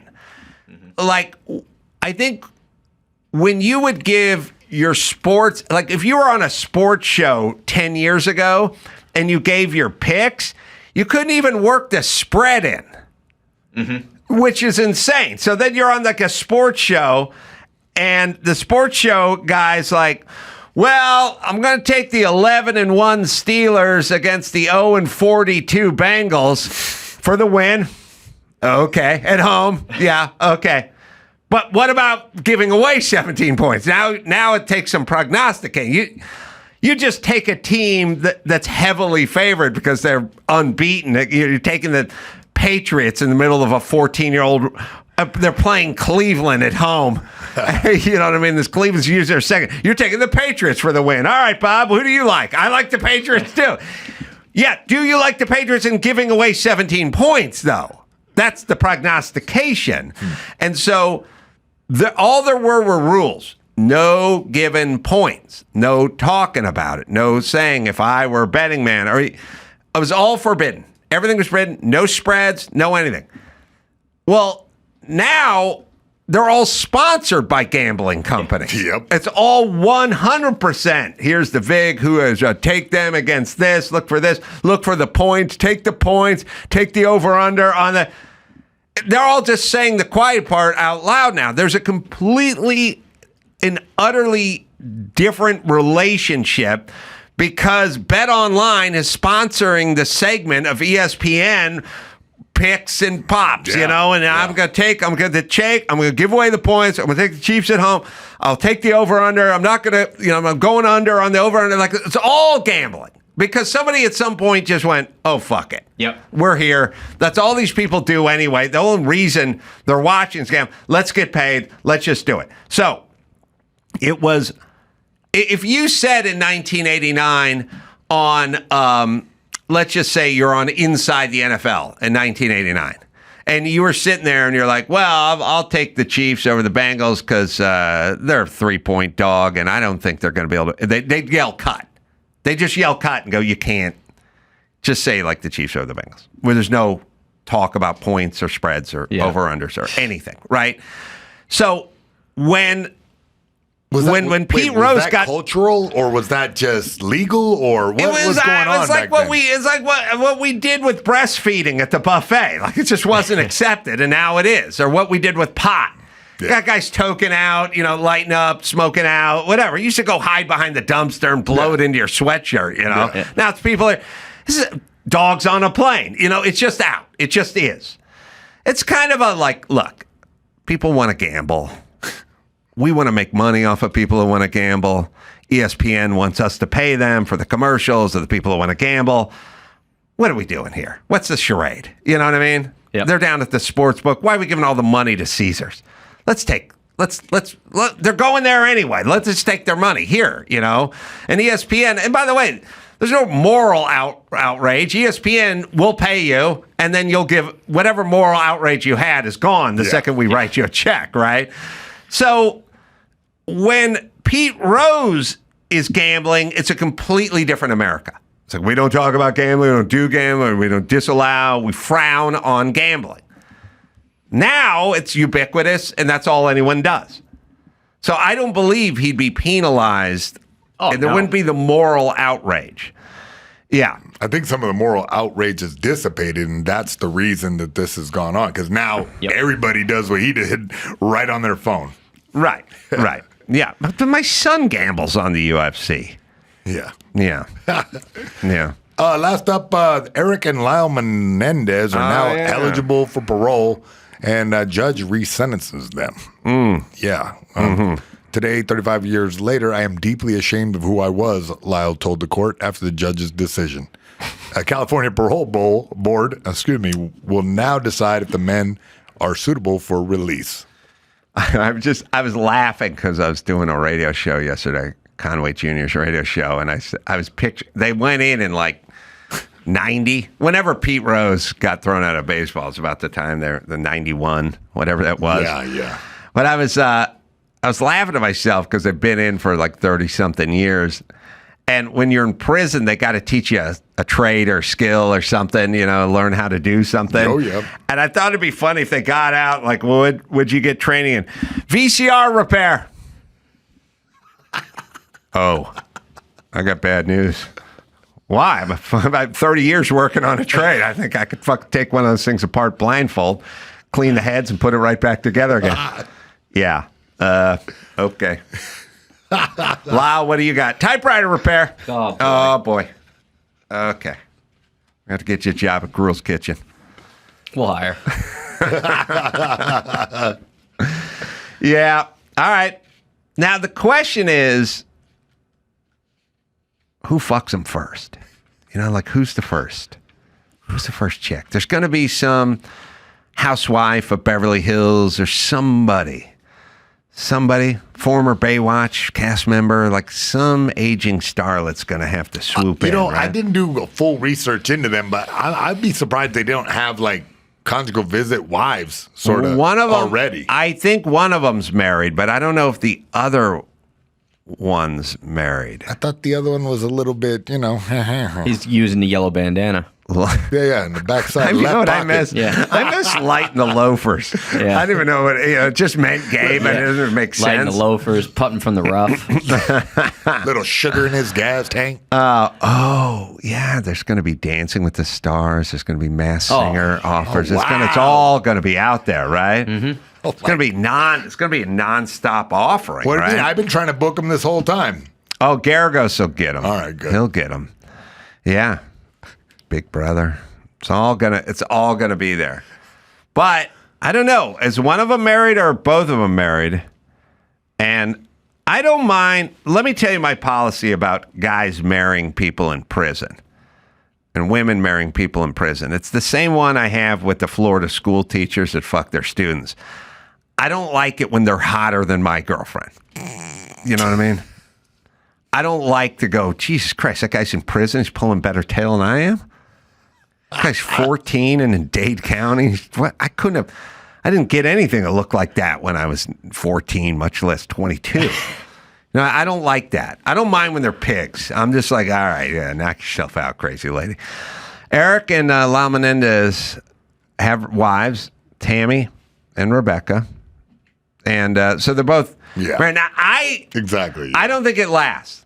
No, definitely not. Where are those pictures taken? They take them in the joint. Prison, bud. And that's just a set background? It's at a Sears. That's what I was going to say. There's like the lightning bolts there. Yeah, they're not total animals. They don't put you in front of a stainless steel toilet that has a sink built into it. I was hoping maybe the yard or something. That's a visiting room. That's a yearbook photo right there. Yeah, it's a prom shot. One's got hair, the other doesn't. Do we want to talk about that? Yeah. I think, is it Lyle? Lyle, yeah. On the left is Lyle there. the bald one? Yes. His wife looks like him. Does a bit. Which always worries me. No, it looks like Whitmer. She looks Gretchen like Gretchen Whitmer. Whitmer. Yeah. Yeah. Well, maybe she'll get busy fucking up a state and not have time for their marriage. Well, he can do all the murdering. I think that I think they're going to break up. Yeah. I think the prison. That's a shakeup. Yeah. And it also, let's see, they go, absence makes the heart grow fonder, and familiarity breeds contempt. Those are the two I would use. Yeah. Which is, they're having fantasy relationships with a guy who's not around. Wait till they walk into the bathroom after he destroyed it on a Sunday morning and start dry heaving. That's when the reality kicks in. You know what I mean? Oh, yeah. So 3 of the, where you been? Yeah. 3 of those, and it's all, it's over. Where are you going? Yeah, I told you. I had to meet with the producers of Dancing with the Stars. How many times I got to say it? Can I see your phone for a sec? You know what? I got better treatment in the joint. Yeah, you know that? Exactly. You know what? The guards were kinder to me than you. They didn't ask for and my by password. the way, speaking of the joint, the food was better than the fucking slop you're making, bitch. Now I went out of here. Mark Garagos going to represent me. Well, they got to start thinking because they're in, I don't know when they got married, but here's the thing. They are going to be looking at some pretty big paydays. There's going to be the first interview. Like, I talked to Garagos about it. Like, I was like, what are we talking about here? We're not talking about hundreds of thousands. And we're not talking about 2 million. It's up. So who, like 2020 or, like... Yeah, somebody's cutting a check for the exclusive, which is a thing. Okay. It's a common thing. Like when Leno caught on fire, I was talking to him at a thing, and I was like, Jay, why don't you come on the podcast and let's talk about you catching on fire? And he was like, I got to talk to Time Magazine. First, I got to talk. I'm contractually obligated to talk to these people first because they paid for the story. Wow. And then they'll come in. They're not doing news. They want like an exclusive. Well, they say they're doing it. It's not the kind of thing they advertise. Yeah. We pay for, but they pay for. Yeah, it's not like Larry Parker. Right. He's advertising. He pays. 2020 or whomever, CBS News does not want to advertise that they pay people to sit down with them, but there is going to be a payday for these two. And then once they get the exclusive and once they get the payday, then they'll come on this show because they'll, no longer contractually obligated. At least that's what I would assume. That's how it's going to play out. That's how they get paid. They don't get paid to come on here, spill their guts, and then go on to ABC. Yeah. All right, so they're going to get paid, and I would argue get divorced before you get out of the joint, because at some point you're going to come out. There's going to be $5 million, and now it ain't $5 million. It's 2.5 because she's got. Mm-hmm. She can lay claim to 2.5. Always thinking ahead, Carolla. Yeah, I would say that. Lyle Menendez married Rebecca. Oh, they're broken up as of last year. See, once he knew he was getting out. Yep. He had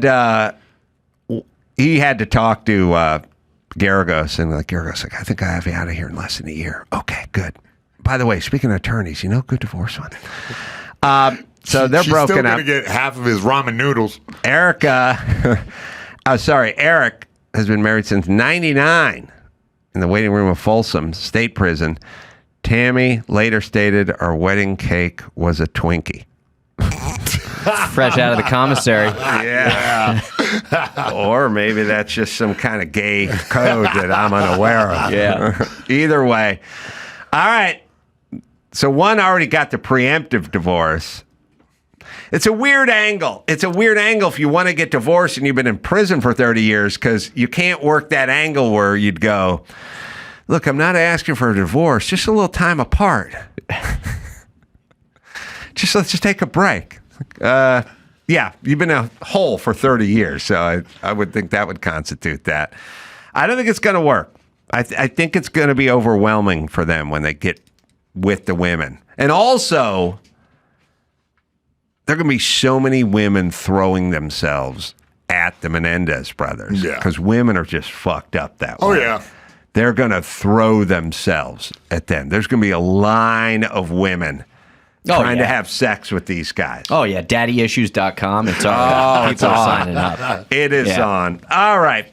I'm going to be in Bellflower doing stand-up, and that'll be May 24th, doing 2 shows. I think the first show is sold out, but there's still some for the second.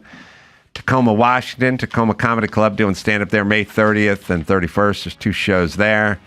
Early shows probably going, but maybe some late show action there. Chef Gruel, the book, Andrew Gruel's Family Cookbook. I recommend it highly. Mayhem, any plugs? Yeah, but I'm teaching at the Magnus Summit in New Jersey. Cherry Hill. I don't know. Cherry Hill, New Jersey? Yeah, that's exactly right. Yeah. I used to live there when I was a kid. The hell? Yeah. What a quinky dink. Well, you'll see the plaque when you pull into town. Nice. So, until next time, I'm Carolla for Chef Gruel and Mayhem saying, Mahala.